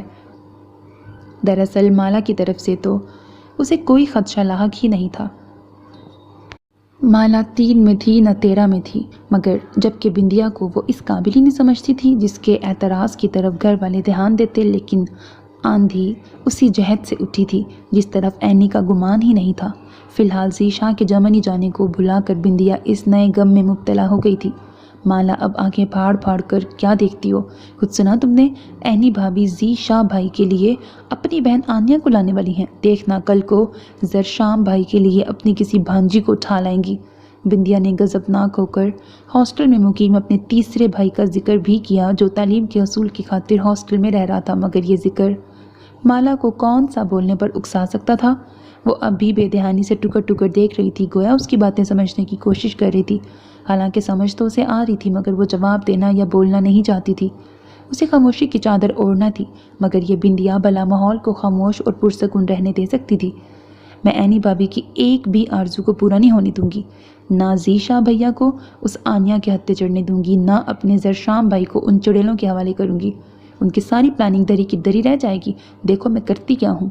वो हाथों की उंगलियां मरोड़ती सख्त बेचैन थी। उसकी बेचैनी माला खूब समझती थी, मगर वो इतनी बेबस थी कि कुछ कर नहीं सकती थी। बस अंदर ही अंदर गुल ज़रूर सकती थी, आंसू बहा सकती थी, मगर बिंदिया का साथ नहीं दे सकती थी। हालांकि वो बिंदिया से पूछना चाहती थी कि उसके इरादे क्या हैं, वो क्या करेगी, और वो कुछ ऐसा कभी ना करे जो उनकी माँ को तकलीफ़ दे या उनके तीनों भाइयों में फूट पड़ जाए। ऐनी भाभी की चालाकी और मक्कारी की कोई हद भी है। अपनी बहन ले आएंगी तो हमें स्टोर रूम में घुसना पड़ेगा, और मैं ऐसा हरगिज़ नहीं करूँगी। बिंदिया थक हार कर बेड पे ढह गई थी। फिर उसने सेल फ़ोन उठाकर ज़ीशा का नंबर डायल किया था। यकीनन वो अकेले बोल बोल कर थक चुकी थी और अपनी भड़ास के जवाब में किसी की आवाज़ सुनना चाहती थी। ज़ीशा का नंबर बंद था। बिंदिया का मिजाज फिर बरहम हो गया। थोड़ी देर बाद उसने फिर से ट्राई किया था। अब के नंबर ऑन हो चुका था, मगर कॉल पिक नहीं की गई थी। जी भाई, अल्लाह तुम्हें पूछे, बंदा कभी तो फ़ोन वक्त पर सुन लेता है। बिंदिया ज़ेरे लब बुड़बुड़ा रही थी जब उसका मोबाइल एकदम बजने लगा। ज़ीशा के बजाय हॉस्टल से ज़रशाम की कॉल आ रही थी। उसने झट फ़ोन कान से लगा लिया। बंदरिया डियर, कैसी हो? वो उसे बिंदिया के बजाय बंदरिया कह के छेड़ता था। कुछ वो थी भी, भूरी सी, साफ रंगत, भूरी आंखें, भूरे बाल। शामी उसे बंदरिया ही कहा करता था और वो इस तरह से तखातुब पर आग बगोला हो जाती थी। ज़रशाम भी उसे छेड़ने से बाज नहीं आता था, जैसा कि अब भी छेड़ रहा था। बकवास बंद करो, मेरा दिमाग पहले से तपा हुआ है। बिंदिया दाढ़ी थी और दाढ़ने की वजह से उसके गले में खराशें पड़ गई थीं। उसे खांसते सुनकर ज़रशाम चहक कर कह रहा था, हाउ फनी, तुम्हारे दिमाग कब तपा हुआ नहीं होता? शामी खिलखिला के बोला था। दरअसल उन दोनों बहन भाई की खूब चलती थी, मगर मसला ये था कि साल के कई महीने शामी को घर से बाहर रहना पड़ता था, सो ये अपनी चोंचें फ़ोन पे लड़ा लेते थे। कोई ढंग की बात है तो करो, मुझे ज़ीशा भाई से कुछ अर्जेंट कहना है, उसने बहुत बेचैनी से घड़ी की तरफ देख के कहा था। ज़ीशा अभी तक घर नहीं आया था। उसकी बात सुनकर दूसरी तरफ शामी फ़ौरन चिटक गया था। खैरियत तो है ना? उसने फिक्रमंदी से पूछा। सारी चौंचाली वो लम्हों में भूल गया था, क्योंकि बिंदिया की आवाज़ खासी संजीदा और मुतफक्किर थी। सो वो परेशान क्यों ना होता। खैरियत कहाँ है? ऐनी भाभी भला खैरियत रहने दे सकती हैं? उसने जले कटे अंदाज में ऐनी की साजिश से शामी को भी आगाह कर दिया था। उधर शामी का मुँह हैरत से खुल गया। ये मंगनी का शोशा किसने छोड़ा है? जी तो जर्मनी जा रहा है ना? मेरा नहीं ख्याल वो फ़िलहाल इस झंझट में पड़ेगा। शामी ने मुतफक्किर से अंदाज में अपना ख्याल जाहिर किया। तब बिंदिया ने बहराई आवाज़ में कहा, ऐनी भाभी, जी भैया की मंगनी करवा के ही दम लेंगी। मुझे तुम्हारी सपोर्ट चाहिए, मैं इस मंगनी को नहीं होने दूंगी। मम्मी और माला तो कुछ भी नहीं करेंगी, जो कुछ करना है मुझे ही करना है। तुम ही घर आ जाओ तो हम कुछ ना कुछ कर लेंगे। बिंदिया की सूं ने शामी को बेकरार कर दिया था। वो ऐनी की साजिशों से खूब वाकिफ़ था। जिस तरह ज़ीशान को बरगला कर ज़बरदस्ती उनकी ज़िंदगियों में घुसी थी, ये सब कुछ ढका छुपा तो नहीं था। मम्मी तो ऐनी की तेज़ तरारी के बाइस उन्हें बहू बनाना ही नहीं चाहती थी। ये तो ज़ीशान की ज़िद के बाइस बैल मुंडे चढ़ी थी। ज़ीशान ने बबांगे दहल ऐलान कर दिया था कि वो ऐनी के अलावा किसी और से शादी नहीं करेगा। तब डैडी की अचानक वफ़ात का गम भी ताज़ा था और माला के दुख भी हरे थे, ज़ख्म भरे नहीं थे। अभी तो बहन को उजड़े 6 माह भी नहीं गुजरे थे जब ऐनी के घर वालों ने शादी का दबाव डालना शुरू कर दिया था। बकौल ऐनी की मामा, माला ने तो अब इसी रोग के साथ उम्र गुजारनी है, सो वो अपनी बेटी को माला के ज़ख्म सिलने तक घर नहीं बिठा सकती। ऐसी तकलीफ दे बातें सुन सुन कर अंदर से मरे हुए ये लोग ऐनी को दुल्हन बनाकर घर ले आए थे। फिर ऐनी कोई गैर भी नहीं थी, उनके इकलौते मामू की बेटी थी। मम्मी ने दिल पे पत्थर रखकर ज़ीशान की शादी कर दी। हालांकि लोगों ने खूब बातें भी बनाई थी। अभी तो डैडी का कफन भी मैला नहीं हुआ था और ना माला की तरफ से मिलने वाला घाव हल्का हुआ था, जो शादियाने भी बजाने शुरू कर दिए थे। तब ज़ीशान ने तो नहीं, अलबत्ता शामी ने सख्त बरहमी का इज़हार किया था। चंद महीने शादी और भी तो डिले हो सकती थी। अभी तो माला अस्पताल से डिस्चार्ज भी नहीं हुई। शामी की खफकी बजा थी। माला की नाजुक कंडीशन के पेश नज़र उसे अस्पताल एडमिट करवा दिया गया था। उसको शदीद हैजानी दौरे पड़ने लगे थे। फिर उसका दूसरी मर्तबा भी नर्वस ब्रेकडाउन हुआ था। माला अस्पताल में ही थी जब नई दुल्हन घर भी आ गई। तब ज़ीशा पूरा दिन अस्पताल में माला के पास रहा करता था। उन दिनों ऐनी भी घर वालों के दिलों में जगह बनाने के लिए भाग भाग के अस्पताल जाया करती थी, मगर ये इखलाकी कार्रवाइयाँ महज दिनों पर ही मुहित थीं। फिर उसने अपने रंग ढंग दिखाने शुरू कर दिए थे। یہ اور بات تھی کہ وہ ذیشان اور ذی شاہ کے سامنے کوئی اور ہی روپ لے کے آتی تھی۔ ان دونوں کے سامنے وہ خود کو بہت مظلوم اور معصوم ثابت کیا کرتی تھی۔ البتہ بندیا اور شامی اس کی ہر چالاکی سے واقف تھے۔ شامی ماں اور بہنوں سے ذی شاہ اور ذیشان کی نسبت زیادہ قریب تھا۔ ہاسٹل میں رہنے کے باوجود وہ بہن سے رابطے میں رہتا تھا، جبکہ ذی شاہ بھی پہلے بورڈنگ میں رہنے اور پھر حصول تعلیم کی غرض سے زیادہ عرصے گھر والوں سے دوری کے باعث اتنا قریب نہیں تھا۔ وہ زیادہ اپنے کام سے ہی تعلق رکھتا تھا اور محض سونے کے لیے آتا۔ ڈیڈی کے بعد وہ کچھ زیادہ ہی بزنس کو وقت دینے لگ گیا تھا۔ جب سے مالا صحت یاب ہو کر دوبارہ گھر آئی تھی، اس کے بعد سے ذی شاہ نے دوبارہ آفس کی مصروفیات میں پناہ ڈھونڈ لی تھی، مگر اس کا یہ مطلب نہیں تھا کہ وہ مالا سے غافل ہو گیا ہے یا بندیا کی ضروریات سے نگاہ چرا گیا ہے۔ وہ پہلے سے بڑھ کر ممی اور بہنوں کا خیال رکھتا تھا، بلکہ ذیشان سے بھی زیادہ ان پہ توجہ دیتا تھا، مگر اسے گھریلو معاملات میں انوالو ہونا پسند نہیں تھا۔ اگر بندیا اور اینی کی لڑائی ہو رہی ہوتی تو وہ ان کی لڑائی پر دھیان نہیں دیتا تھا۔ ہر گھر میں نند بھاوج کی معمولی تکرار ہوتی ہے، سو وہ ان کی لڑائیوں پر کیا غور و فکر کرتا۔ وہ جانتا تھا بندیا مزاج کی تیز ہے، پر یہ نہیں جانتا تھا اینی بھی مزاج کی تیز ہے۔ اس کے سامنے تو وہ کوئی اور ہی کیئرنگ قسم کا روپ لے کے آتی تھی۔ پھر صبح سے لے کے شام تک گھر سے باہر رہنے والے مردوں کو گھریلو سیاست کا بھلا کیا پتہ ہو سکتا تھا۔ انہی حالات کے دوران ایک دن اچانک مالا کو لان کے الگ تھلگ اور تاریک گوشے میں بیٹھا دیکھ کر کچھ الگ قسم کی سوچیں ذی شاہ کے دل و دماغ کو جکڑ گئی تھیں۔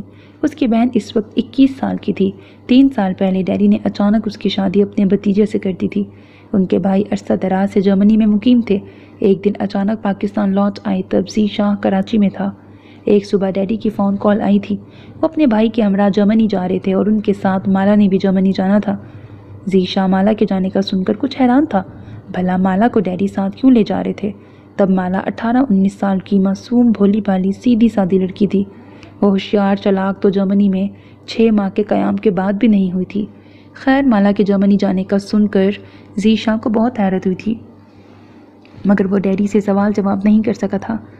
ڈیڈی نے اسے خود ہی بتا دیا تھا، وہ مالا کی شادی کرنے جرمنی جا رہے تھے اور حسیب چاچو اپنی بہو لینے پاکستان آئے تھے۔ ڈیڈی کو بھلا وہ تینوں بھائی کیسے روکتے؟ ڈیڈی خود گھر کے سربراہ تھے، مالا کے باپ تھے اور اس کے لیے بہترین ہی سوچ سکتے تھے۔ حالانکہ یہ عجیب سی شادی ذی شاہ کے اندر کئی وسوسے ضرور جگا گئی تھی۔ اس کی معصوم سی کچھ دبو تھوڑی ڈر پوک بہن کو نکاح کے بعد ڈیڈی جرمنی چھوڑ کر خود پاکستان خوش باش لوٹ آئے تھے۔ تب ڈیڈی کی آنکھوں میں مسرت کے دیے روشن تھے، گویا وہ مالا کو محفوظ ہاتھوں میں تھما کر خود سرشار تھے، اور ان کے چہرے پر ایسی چمک تھی جو ایک بیٹی کے باپ کو اپنی بیٹی کے مستقبل کو محفوظ دیکھ کر مسرور کیے رکھتی ہے۔ وہ اپنی بیٹی کی سسرال سے بھی خوب مطمئن تھے۔ چاچو کی جرمن بیوی کا انتقال ہو چکا تھا، ایک بیٹا تھا، ایک بیٹی تھی۔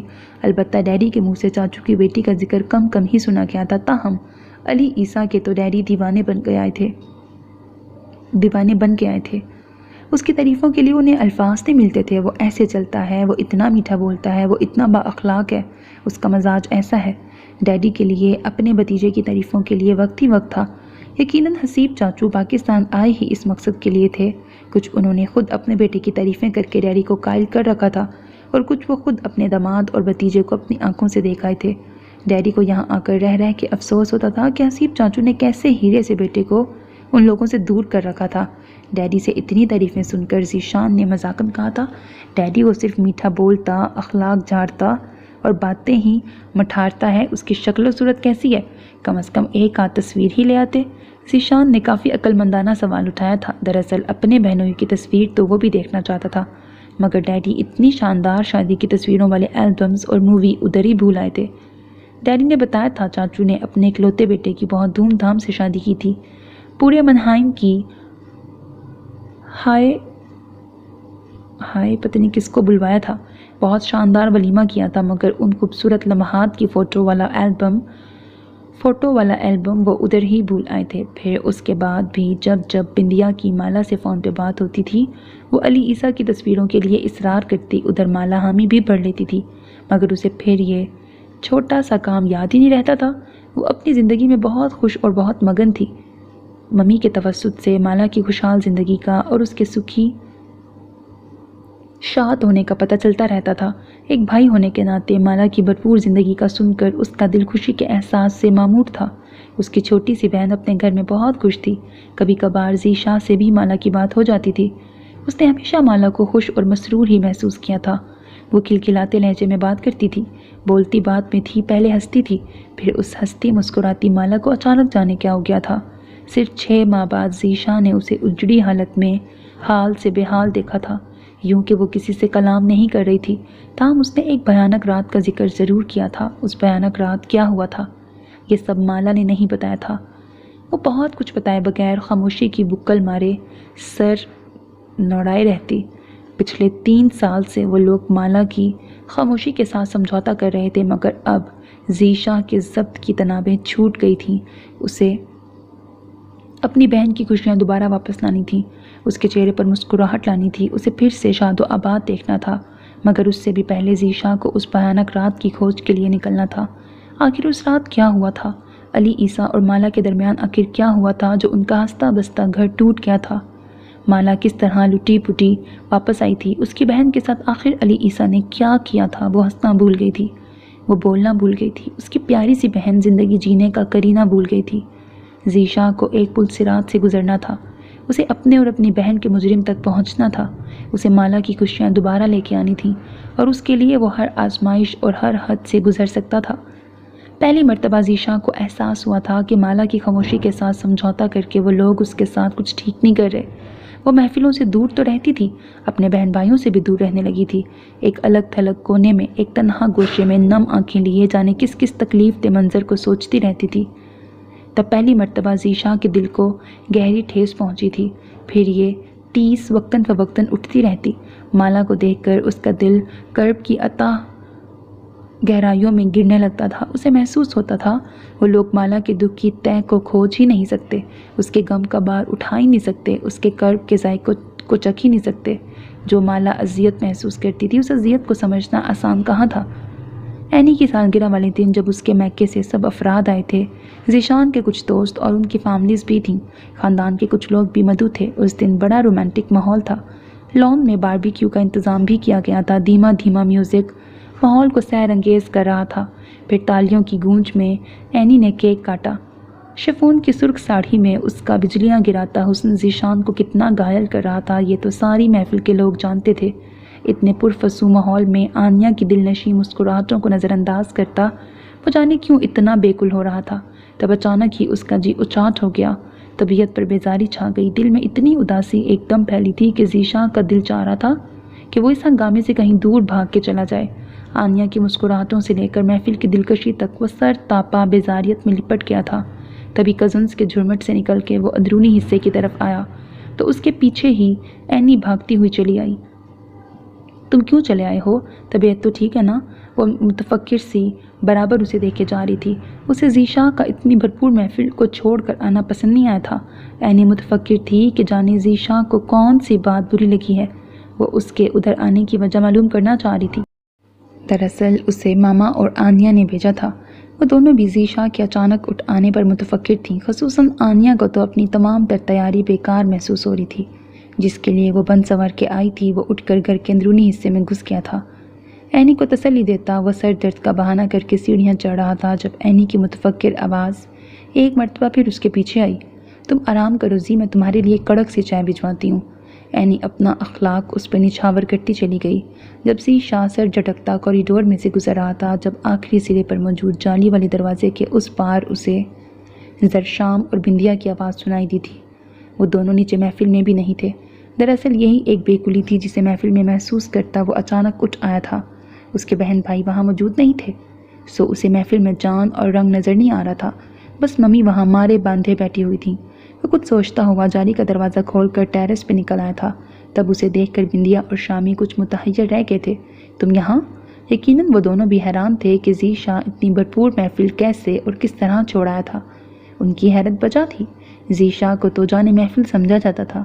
اس قسم کی پارٹیز کے پلان ذیشاں کے لیے تو بنائے جاتے تھے۔ وہ کوئی بھی پارٹی فنکشن چھوڑتا ہی کہاں تھا، پھر اس وقت اپنے ہی گھریلو فنکشن کو چھوڑ کر اس کا اوپر آنا دونوں کو حیران کر گیا تھا۔ ہاں میں یہاں، کیا میں تم لوگوں کے پاس نہیں آ سکتا؟ یہاں بیٹھ نہیں سکتا؟ اس کی نظریں گمسم بیٹھی مالا کے ویران چہرے پر جمی تھیں، جو دنیا بھلائے ریلنگ کے درزوں میں سے کھلکھلاتی اینی کو دیکھ رہی تھی، جو ذیشان کے کندھے پر جھکی جانے اس کے کان میں کیا کہنا چاہ رہی تھی۔ اس نے اپنے اندر ٹیس سی اٹھتی محسوس کی تھی۔ اس نے مالا کے چہرے پر حسرت جھلکتی دیکھی تھی۔ اس نے مالا کے چہرے پر عجیب سا کرب دیکھا تھا، گویا لان کا منظر اسے ماضی کا کوئی حسین لمحہ یاد دلا گیا تھا۔ مالا کو دیکھ کر ان دنوں اس پر یاسیت کے دورے پڑنے لگے تھے۔ ذیشاں کو دنیا کی ہر خوبصورتی اپنی بہن کے کرب میں ڈوبی نظر آتی تھی۔ اسے لگتا تھا مالا کا غم اسے پگھلا کے رکھ دے گا۔ شاید یہی بے کلی اذیت اور بے چینی تھی جو اسے اٹھا کر اپنے بہن بھائیوں کے درمیان لے آئی تھی۔ وہ اپنے بھائی اور دونوں بہنوں کو مس کر رہا تھا، اور مالا کی یہی نظریں لان میں بھی اسے مضطرب کر رہی تھیں۔ اس کی نظروں کا ارتکاز بھی مالا کو اس کی طرف متوجہ نہیں کر پایا تھا۔ تب ذیشاں کے اندر نہ جانے کیسا سکوت اتر آیا تھا۔ اسی سکوت اور اضطراب کو جھٹکتے ہوئے اس نے شامی کو مخاطب کیا تھا، تم نیچے کیوں نہیں آئے؟ وہ مالا کے برابر بیٹھ گیا تھا اور اس کی نظریں بھی مالا کے چہرے پر تھیں جو ابھی تک لان کے اسی جگمگاتے گوشے پر نگاہ جمائے بیٹھی تھی جسے تابناکی عینی کے حسن نے بخش رکھی تھی۔ ذیشاں کے دل کو کچھ ہونے لگا تھا۔ اس کی چھوٹی سی بہن جانے کس کس اذیت سے صبح شام گزرتی تھی۔ وہ جو مالا کے بارے میں مسلسل سوچ رہا تھا، شامی کے کٹیلے سے لہجے پر اس کی طرف متوجہ ہو گیا۔ میں خود غرض لوگوں کی محفلوں کو پسند نہیں کرتا، شامی بہت زہریلے لہجے میں بول رہا تھا۔ یقیناً بندیا نے اسے عینی اور اپنی تمام تر جڑپوں کے بارے میں بتا دیا تھا۔ وہ بندیا کے ساتھ بیٹھ کر گھریلو سیاست پر روشنی ڈال لینے میں کوئی حرج محسوس نہیں کرتا تھا۔ ابھی اس کے پاس وقت تھا۔ وہ ممی اور بندیا کو بہت ٹائم دیتا تھا، مگر چند ماہ تک اس کے فائنل ایگزامز ہونے والے تھے۔ بعد میں اسے عملی زندگی میں قدم رکھنا تھا، پھر وہ بھی ذیشان اور ذیشاں کی طرح مصروف ہو جانے والا تھا، اور اس کی مصروفیت کے ساتھ ہی وقت کی قلت کا مسئلہ شروع ہو جانا تھا۔ پھر وہ اپنی بہنوں کے لیے وقت نکال نہیں پائے گا۔ یہ بات شامی نہیں جانتا تھا، مگر ذیشاں اچھی طرح سے جانتا تھا۔ بندیا کو پھر شامی سے بھی بہت شکوے ہو سکتے تھے، مگر بندیا کے لیے کڑنے جلنے کے علاوہ اور بھی مصروفیات تھیں۔ 1 آدھ سال تک اس کی شادی ہو جاتی، اس کے بعد مالا کتنی تنہا ہو سکتی تھی۔ ابھی تو بندیا اسے گھسیٹ کر باہر لے آتی تھی، مگر پھر بھلا مالا کا کون خیال رکھتا، کون اسے باہر گھسیٹ کے لاتا، کون اسے توجہ دیتا؟ ان تمام سوچوں نے ذیشاں کو کتنا بے کل کر دیا تھا۔ اس نے اپنی تمام تر مصروفیات پر سے پشت ڈال دی تھی۔ دراصل ڈیڈی کے بعد اس پر دوہری ذمہ داریاں آن پڑی تھیں، اسے گھر اور آفس دونوں کو توجہ دینا۔ ان کے ڈیڈی ذوالفقار احمد کا ذاتی بزنس تھا، ان کا شمار اچھے سرمایہ داروں میں ہوتا تھا، اور انہوں نے اپنی محنت کے بلبوتے پر اپنی فرم کی ایک اچھی ساکھ بنائی تھی۔ ڈیڈی اور چاچو بس 2 ہی بھائی تھے۔ حسیب احمد تعلیم کی غرض سے جرمنی گئے تھے، پھر عمر بھر کے لیے وہیں رہ گئے۔ انہوں نے شادی بھی وہیں کی تھی، پھر 22-23 سال تک وہیں واپس پلٹنے کا نام نہیں لیا تھا۔ حسیب احمد کے صرف 2 ہی بچے تھے جنہیں محض نام کی حد تک یہ لوگ جانتے تھے، علی عیسیٰ اور اس سے چھوٹی مون۔ اکثر ڈیڈی ہی ان کا ذکر کیا کرتے تھے۔ انہیں علی عیسیٰ سے خصوصی محبت ہو گئی تھی۔ ذوالفقار احمد پر اولاد اور دولت کے حوالے سے قدرت بہت مہربان رہی تھی۔ اللہ نے انہیں 5 بچوں سے نوازا تھا۔ ذیشان، ذیشاں اور زرشام کے بعد مالا اور بندیا تھیں۔ ان کے بچے بہت لائق، ذہین اور خوبصورت تھے، تعلیم کے میدان میں ہمیشہ آگے آگے رہے۔ اپنی اولاد میں انہیں سب سے زیادہ ذیشاں اور مالا سے محبت تھی۔ ذیشاں تو زیادہ تر بورڈنگ میں رہا تھا، تاہم مالا ان کے بہت قریب تھی۔ اسے پڑھنے کا بہت شوق تھا اور ماں نے اسے گھریلو امور میں بھی طاق کر رکھا تھا۔ وہ بہت سلجھی ہوئی، نرم مزاج، موم میں ڈلی لڑکی تھی۔ تبھی جب باپ نے اپنے بھتیجے سے رشتہ طے کر دیا تو چپکے باپ کے بن دیکھے بھتیجے سے عشق کرنے لگی۔ اس نے علی عیسیٰ کو دیکھنے کی خواہش ظاہر کی، نہ باپ کے فیصلے پر اعتراض کرنے کی۔ باپ نے جیسا کہا، جو کہا، اس پہ سر جھکا دیا۔ انٹر سے پہلے اس کی شادی کر دی گئی تھی، اور وہ اپنی زندگی کے اس حسین موڑ پر پوری طرح خوش بھی نہیں ہوئی تھی جب زندگی نے اس کے ساتھ اتنا بھیانک مذاق کر دیا۔ دراصل مالا کے اجڑنے کی خبر نے سب سے زیادہ ذیشاں کو شاکڈ کیا تھا۔ ابھی وہ مالا کے دکھ پر ہی متحیر تھا جب اچانک ڈیڈی بھی چل بسے تھے، مگر ڈیڈی کے مرنے اور مالا کے اجڑنے سے پہلے جرمنی میں مقیم ان کے اکلوتے چاچو بھی تو فوت ہو گئے تھے۔ اگر ذیشاں زیادہ غور کرتا تو اسے لگتا کہ چاچو کی وفات کے فوراً بعد مالا کی زندگی طوفان اور آندھیوں کی زد میں چلی گئی تھی۔ جب تک چاچو زندہ رہے تھے تب تک سب کچھ ٹھیک تھا، تو پھر جو کچھ بھی ہوا تھا چاچو کی وفات کے بعد ہوا تھا۔ اور علی عیسیٰ ان لوگوں کے اصرار پر بھی چاچو کی ڈیڈ باڈی پاکستان نہیں لے کے آیا تھا۔ بقول اس کے پاپا کی وصیت تھی ان کو ماما کے ساتھ دفنایا جائے۔ یہ بات اس نے ڈیڈی کو فون پر بتائی تھی۔ علی عیسیٰ سے ان لوگوں کی تو کبھی فون پر بھی بات نہیں ہو سکی تھی۔ وہ اکثر ڈیڈی کو کال کیا کرتا تھا۔ چاچو کی فوتگی اور تدفین کا بتانے کے بعد پھر علی عیسیٰ کی کوئی اور کال نہیں آئی تھی۔ مالا بتاتی تھی وہ بہت اپسیٹ ہے، چاچو کی موت کے صدمے کو بھلا نہیں پا رہا۔ مالا سے باقاعدگی کے ساتھ ممی اور بندیا کی بات ہوا کرتی تھی۔ وہ علی عیسیٰ کے لیے بہت پریشان تھی۔ پھر کچھ ہی مہینے گزرے تھے کہ مالا اجڑ کر واپس وطن لوٹ آئی۔ یہ صدمہ بہت اذیت ناک تھا۔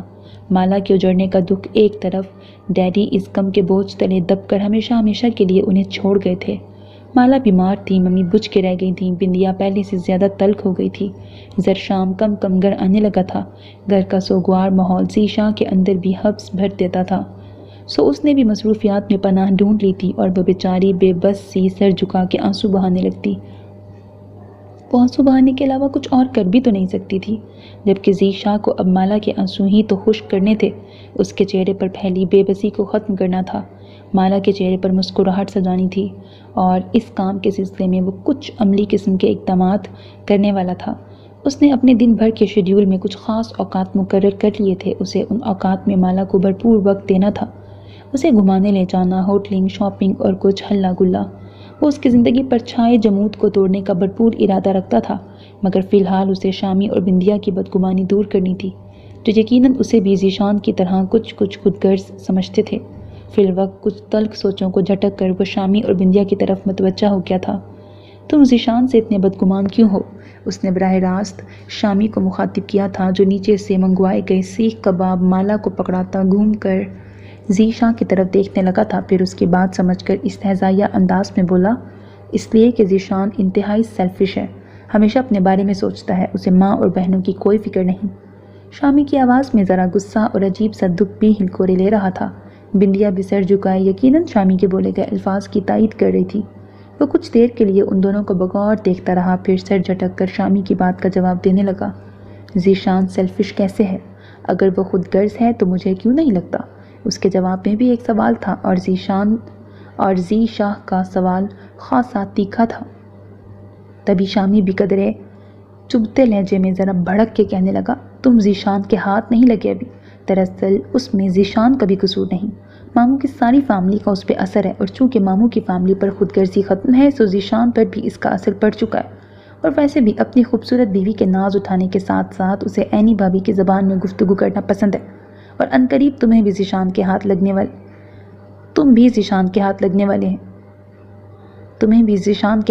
والے ہیں، تبھی کہہ رہا ہوں ذرا بچ کے رہنا۔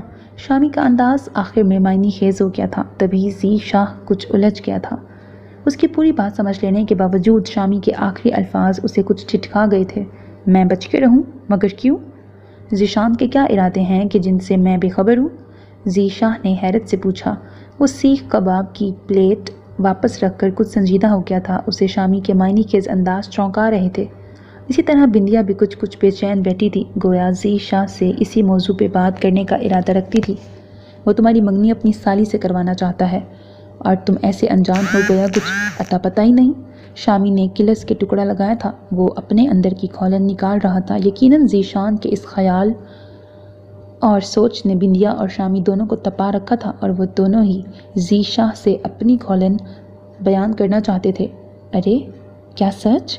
ان کی توقع کے عین مطابق ذیشاں کا منہ حیرت سے کھل گیا تھا، گویا ذیشان کے نیک ارادوں کی بھنک ابھی تک اس کے کانوں میں نہیں پڑی تھی۔ لو جی، یہاں تو کمال کی بے خبری ہے۔ شامی کلس کر پہلو بدل گیا، اب کہ بندیا بھی لب کشائی کیے بغیر نہیں رہ سکی تھی۔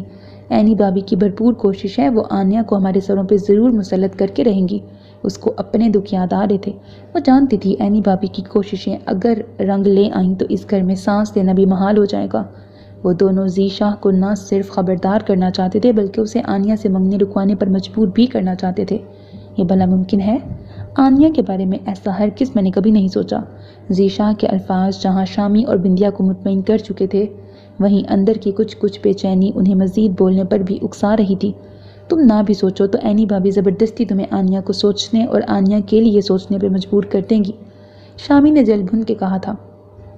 وہ جو کچھ اسے سمجھانا یا بتانا چاہتے تھے بتا چکے تھے۔ ذیشاں کو الرٹ تو کر دیا گیا تھا، اب وہ خود ہی اپنی جنگ لڑ سکتا تھا، اور ان دونوں کے اطمینان کے لیے یہی کافی تھا کہ ذیشاں کے دل میں آنیا کے لیے کوئی جذبہ نہیں تھا۔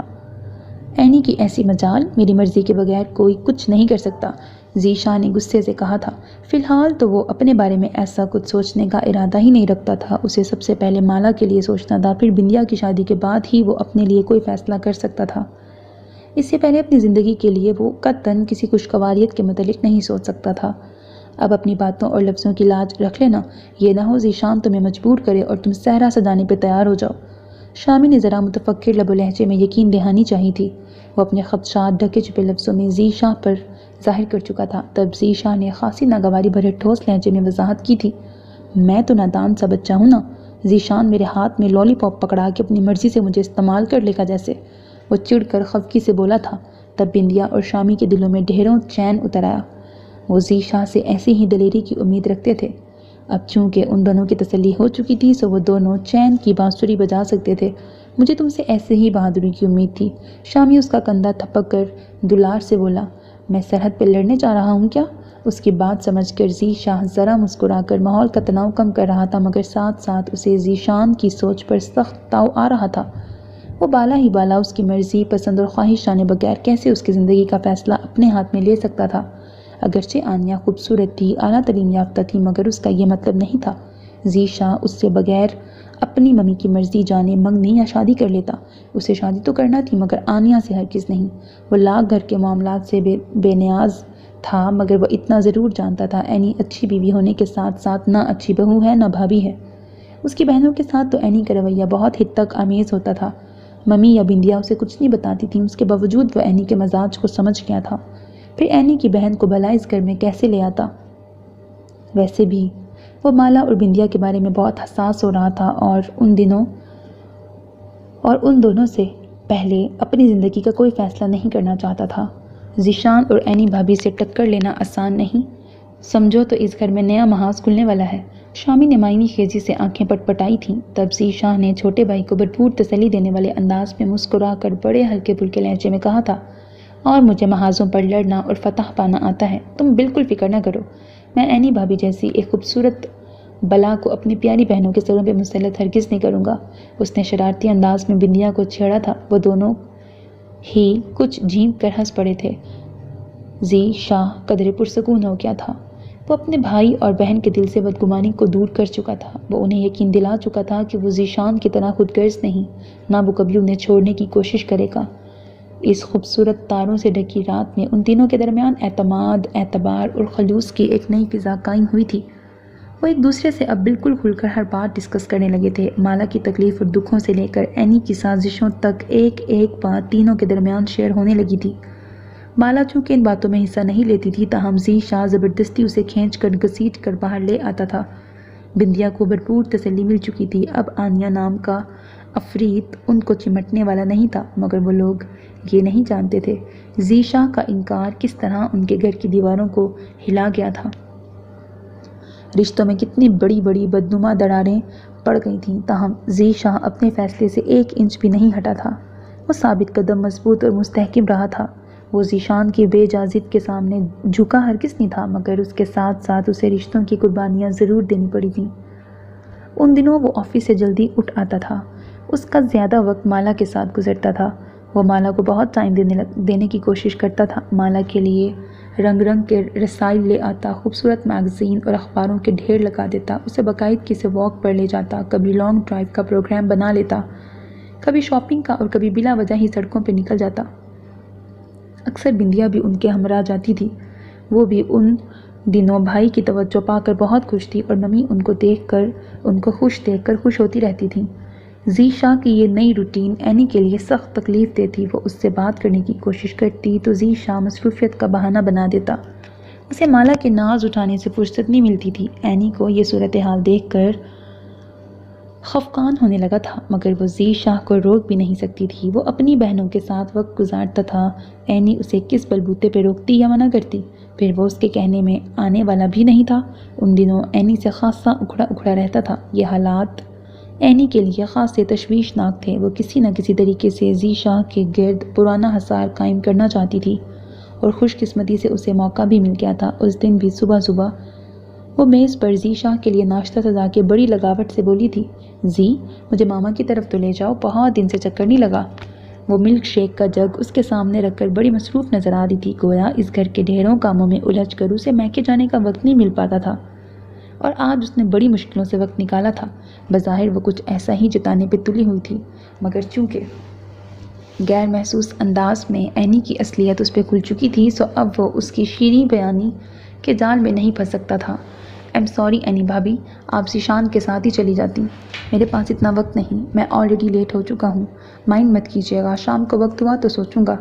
ویسے میرے لارے پر مت رہیے گا، گاڑی اور ڈرائیور آفس پہنچ کر بھیج دوں گا، ٹھیک ہے نا؟ آرام سے جائیں، آرام سے آئیں۔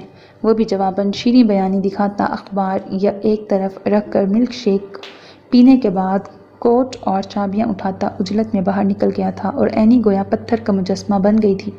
آج سے پہلے کب ذیشان نے اسے میکے لے جانے اور واپس لانے کی ڈیوٹی سے انکار کیا تھا؟ پھر اب اسے کیا ہوا تھا؟ وہ کچھ بدلا بدلا نظر آ رہا تھا، یقیناً ہاتھوں سے نکلنے والا تھا۔ اینی کے آس پاس خطرے کے الارم بج رہے تھے، اسے 100% یقین تھا ذیشان کے کان نمی اور بندیا نے بھرے ہیں۔ اسے اپنی دانست میں مکار پھوپھی جو اس کی ساس بھی تھیں پر سخت تاؤ چڑھ رہا تھا، اور پھر بندیا جیسی کٹنی نند کی گردن مروڑنے کو بھی دل چاہ رہا تھا۔ جانے کیوں سے لگ رہا تھا کہ آنیا کو اس گھر میں لانے کا خواب ادھورا ہی رہے گا، کبھی تعبیر نہیں پائے گا۔ ذیشان کے کورے جواب نے اسے دھچکا پہنچا دیا تھا۔ اپنی صدموں کی ماری اجڑی ویران بہن کے لیے اس کے پاس وقت ہی وقت تھا، اور اینی کے لیے 15-20 منٹ بھی ضائع نہیں کر سکتا تھا۔ اینی کو اتنا غلیظ چڑھا کہ اس نے غصے میں 2-3 گلاس توڑ ڈالے تھے۔ کانچ کے گلاس ٹوٹنے کی آواز سن کے ممی اور بندیا دوڑی دوڑی آئی تھیں۔ ان کے پیچھے ہراساں سی مالا بھی کھڑی تھی، جو اینی کے غضبناک تیور دیکھ کر تھر تھر کانپ رہی تھی۔ اس کا چڑیا جتنا دل لڑائی جھگڑے سے بہت سہم جاتا تھا، مگر یہاں مالا کے خوف کی بھلا کسے پرواہ تھی؟ اینی کی تیوری چڑھی دیکھ کر ممی نے ہی لب کشائی کی کوشش کی تھی، دوسرے معنوں میں بھیڑوں کے چھتے پہ ہاتھ رکھ دیا تھا۔ ان کے استفسار کرنے پر اینی چیخ پڑی، یہ سب کیا درا آپ کا ہے، میری زندگی سے آپ سب نے سکون ختم کر دیا ہے، تم تینوں میری جان کو چمٹی ہوئی ہو، اس گھر میں میری سانس بند ہونے لگی ہے۔ وہ لال ببو کا چہرہ لیے آنسو بھی برسا رہی تھی۔ جانے اسے اچانک ہوا کیا تھا؟ ممی سمیت بندیا بھی حواس باختہ ہو گئی، تاہم اینی کے الفاظ نے اسے اور بھی بھڑکا دیا تھا۔ اس گھر میں آپ کی سانس بند ہوتی ہے تو چلی جائیں یہاں سے، شوہر سے کہیں آپ کو الگ گھر دے دے، وہ تو ویسے بھی آپ کی ہر بات پہ آنکھیں بند کیے عمل کیے جاتا ہے۔ بندیا نے بے دھڑک جواب دے کر اینی کی آنکھیں کھول دی تھیں۔ ممی اسے برابر چپ رہنے کا اشارہ کر رہی تھی، مگر وہ بندیا ہی کیا جو چپ کر جاتی۔ میں کیوں نکلوں یہاں سے؟ تم ماں بیٹیاں تو چاہتی یہی ہو، ذیشان مجھے چھوڑ دے، گھر سے نکال دے۔ بندیا کی بات کو الٹ انداز میں لیتی اینی نے بھاں بھاں کر کے رونا شروع کر دیا تھا۔ جانے یہ کیسی کھولن تھی جسے وہ بندیا پر نکال رہی تھی۔ ہم کیوں ایسا چاہیں گے؟ اپنے جیسا خود غرض مت سمجھو ہمیں، اپنے بھائی کا گھر ہم کیوں برباد کرنے کا سوچیں گے؟ بندیا کے کھرے جواب نے ایک مرتبہ پھر اینی کو لاجواب کر دیا تھا۔ وہ بندیا کا منہ توڑ دینا چاہتی تھی، مگر بے بس اتنی تھی کہ اپنی جگہ سے ہل نہیں پا رہی تھی۔ بہت مکار ہو تم ماں بیٹیاں، شامی اور زی کے کان بھر رکھے ہیں میرے خلاف، ذیشان آتے ہیں تو انہیں بتاتی ہوں۔ جب کچھ اور نہ سوجھا تو وہ اوچھے ہتھ کنڈوں پر اتر آئی تھی۔ بندیا اس کی بکواس پر اور بھی سیخ پا ہو گئی تھی۔ جھوٹی تو آپ خود ہیں اینی بھابھی، جو مرضی کہہ دے ذیشان بھائی سے، میں نہیں ڈرتی ورتی۔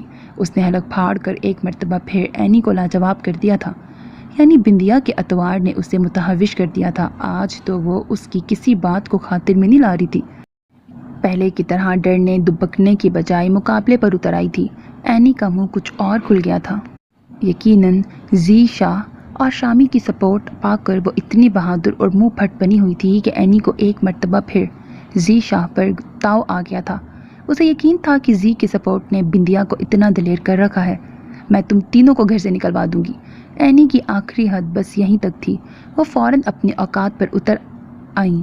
ہمیشہ لڑائی میں اختتام تک آتے آتے وہ آخری ہتھ کنڈا ضرور استعمال کرتی تھیں۔ اپنے تئیں اینی نے بندیا کا منہ بند کروا دیا تھا، مگر بندیا کا منہ بھلا بند ہو سکتا تھا؟ اس کے جواب نے اینی کے 14 طبق روشن کر دیے تھے۔ اینی بھابھی سنبھال کے رکھیں اپنی گندی زبان کو، اور اتنی اونچی اڑان بھی مت بھریں کہ واپس آنے میں دشواری ہو۔ ہمیں آپ کس برتے پر نکالیں گی؟ اس گھر میں زی بھائی اور شامی کا بھی حصہ ہے۔ ہم آپ کے گھر میں نہیں رہتے، ڈیڈی کے بعد اپنے بھائیوں کے گھر میں رہتے ہیں۔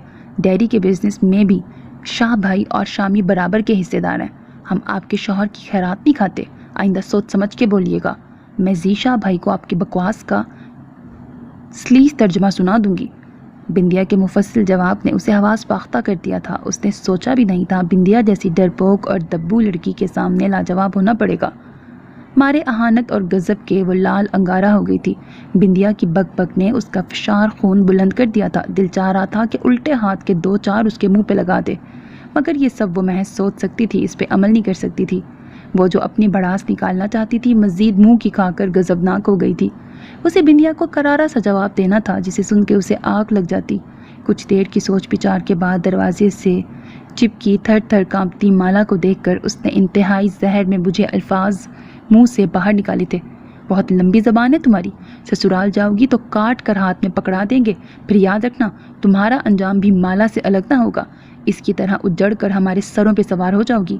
اینی اپنی کہی زہریلی باتوں سے ٹھیک طرح لطف بھی نہ لے پائی تھی جب ذیشاں کے دھاڑ نے اس کے حواس گم کر دیے تھے۔ ذیشاں اچانک گھر آ گیا تھا۔ وہ بالکل دبے قدموں گھر میں داخل ہوا تھا۔ یقیناً اس کی گاڑی گیٹ سے باہر تھی اور وہ کوئی فائل وغیرہ لینے نہیں آیا تھا، وہ تو اینی کو اس کے میکے تک چھوڑنے کے لیے دوبارہ گھر آیا تھا۔ دراصل اسے جواب دے کر اس کا ضمیر خاصا بوجھل ہو گیا تھا۔ فطرتاً وہ صاف نیت کا بندہ تھا، پھر بڑی بھابھی کا یہ معمولی سا کام اتنا بڑا بھی نہیں تھا جو وہ 2 ٹوک انکار کر آیا تھا۔ کچھ ذیشان کے حوالے سے اینی قابل احترام تھی، بس انہی نزاکتوں کو سوچتا وہ واپس گھر آیا تھا جب اچانک اینی کی بکواس کو سن کر اس کا دماغ گھوم گیا تھا۔ یقیناً بندیا اور اینی کے درمیان تکرار ہو رہی تھی، مگر تکرار کی نوعیت اتنی فضول اور بیہودہ ہوگی یہ ذیشاں نے ہرگز نہیں سوچا تھا۔ اینی کے الفاظ نے اسے مشتعل کر دیا تھا۔ وہ اس کی بہنوں کے بارے میں اتنا غلط اور غلیظ سوچتی تھی، یہ اس کے وہم و گمان میں بھی نہیں تھا۔ بہت خوب، بہت اعلیٰ۔ ذیشاں 90 تولے قدم اٹھاتا اینی کے سامنے آ کھڑا ہوا تھا۔ اس کے 2 ٹوک کٹیلے الفاظ نے اینی کو حواس باختہ کر دیا تھا۔ وہ لٹھے کی مانند سفید پڑ گئی تھی اور گھبرا تو ممی کے ساتھ بندیا بھی گئی تھی۔ آپ میری بہنوں کے لیے اتنا بہترین سوچتی ہیں اینی بھابھی، آج سے پہلے میں جان ہی نہیں سکا۔ ذیشاں کی آنکھوں سے شعلے نکل رہے تھے، اس کے بھنچے لہجے میں بلا کا گیز ابل رہا تھا۔ اینی کی تو روح فنا ہو گئی تھی۔ میری باتیں تم نے سن لی ہیں، بندیا کی بکواس نہیں سنی؟ وہ خاموش رہ کر خود کو کمزور ظاہر نہیں کرنا چاہتی تھی، اسے اپنی صفائی پیش کرنی تھی، ذیشاں کی بدگمانی دور کرنی تھی، وہ اسے ہاتھوں سے نہیں نکالنا چاہتی تھی۔ اینی کی جلد بازی نے بنا بنایا معاملہ بگاڑ دیا تھا۔ زبان سے نکلے الفاظ اگرچہ واپس نہیں آ سکتے تھے، تاہم وہ اپنی چکنی چپڑی باتوں سے ذیشاں کی بدگمانی کم ضرور کر سکتی تھی۔ مجھے جو سننا تھا سن لیا، آپ کی سوچ اور ذہن کی گندگی جان کے بڑا افسوس ہوا ہے، تاہم آپ کی اصلیت واضح ہو گئی، سو یہ اچھا ہی ہوا۔ اس نے ہاتھ اٹھا کر اینی کو مزید بولنے سے روک دیا تھا، اسے مزید کوئی وضاحت یا صفائی نہیں چاہیے تھی۔ تبھی اینی پر گھبراہٹ طاری ہو گئی، اس نے رونے دھونے والا حربہ استعمال کرنا شروع کر دیا۔ وہ ہر صورت ذیشاں کے دل پر اچانک جمنے والی میل کو کھرچنا چاہتی تھی۔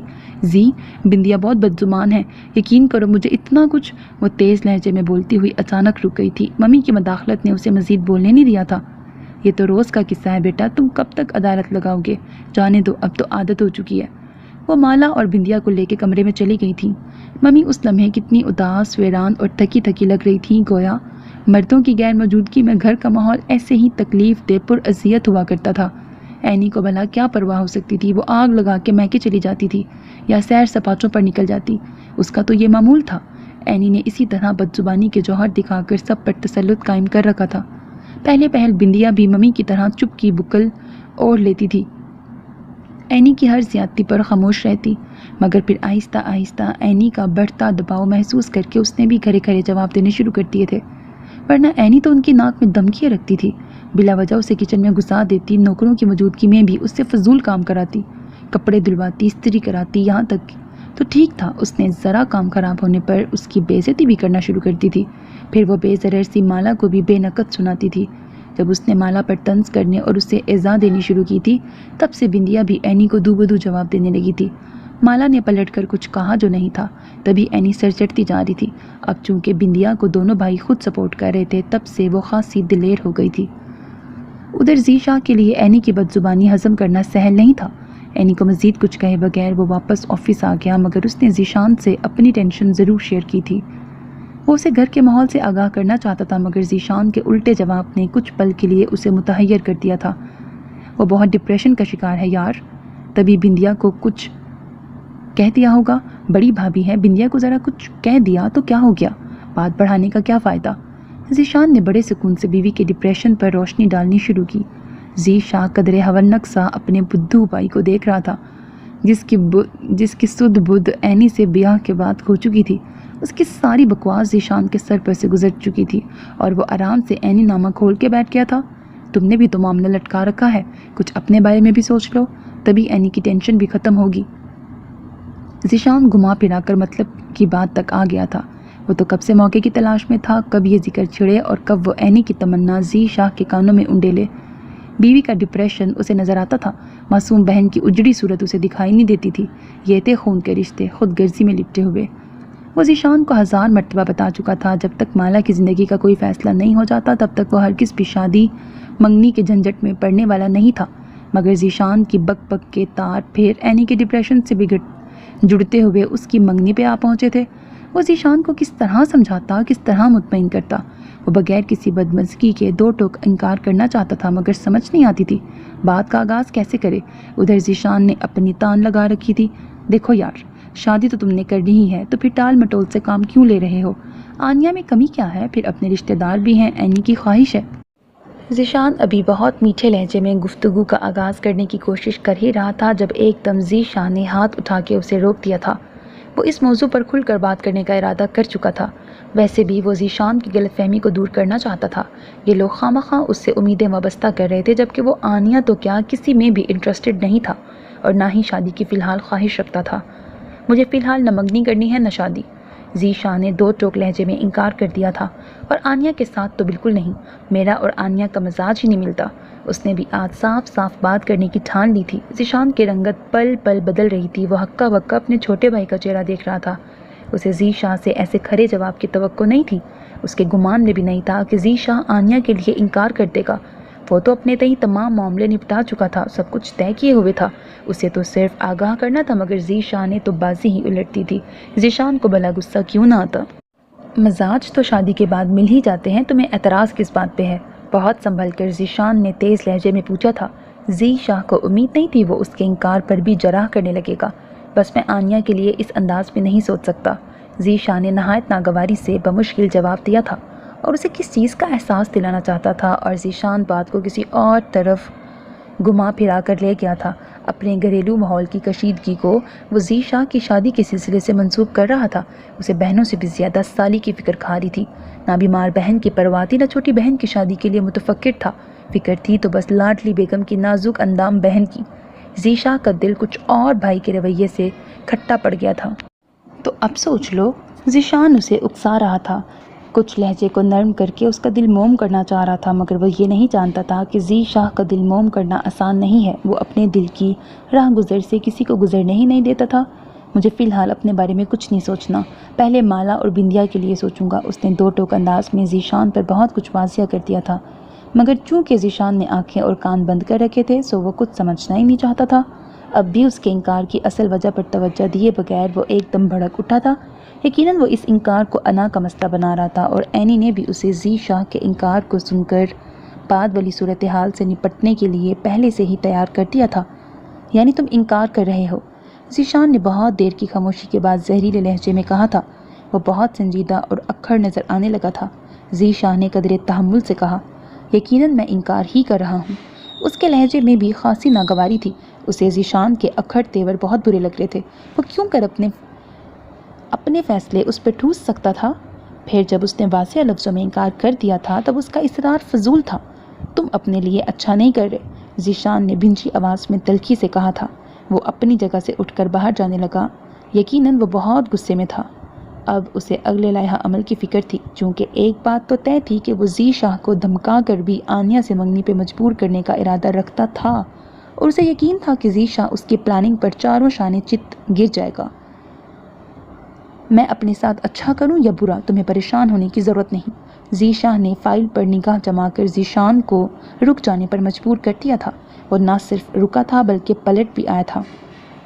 یہ تو وقت آنے پہ پتہ چلے گا، ذیشان نے چبا چبا کر اس کی آنکھوں میں دیکھ کے کہا تھا۔ تب وہ تلخی سے سر جھٹک کر زہر خوند ہوا۔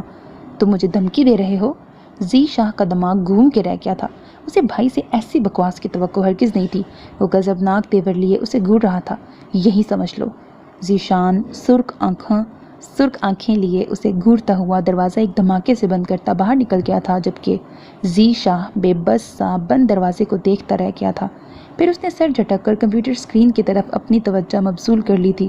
اسے ذیشان کی بکواس پر کڑنا نہیں تھا، مگر وہ اس کی سوچوں کو منتشر ضرور کر چکا تھا۔ اب اس کا خاک کام میں دل لگنا تھا۔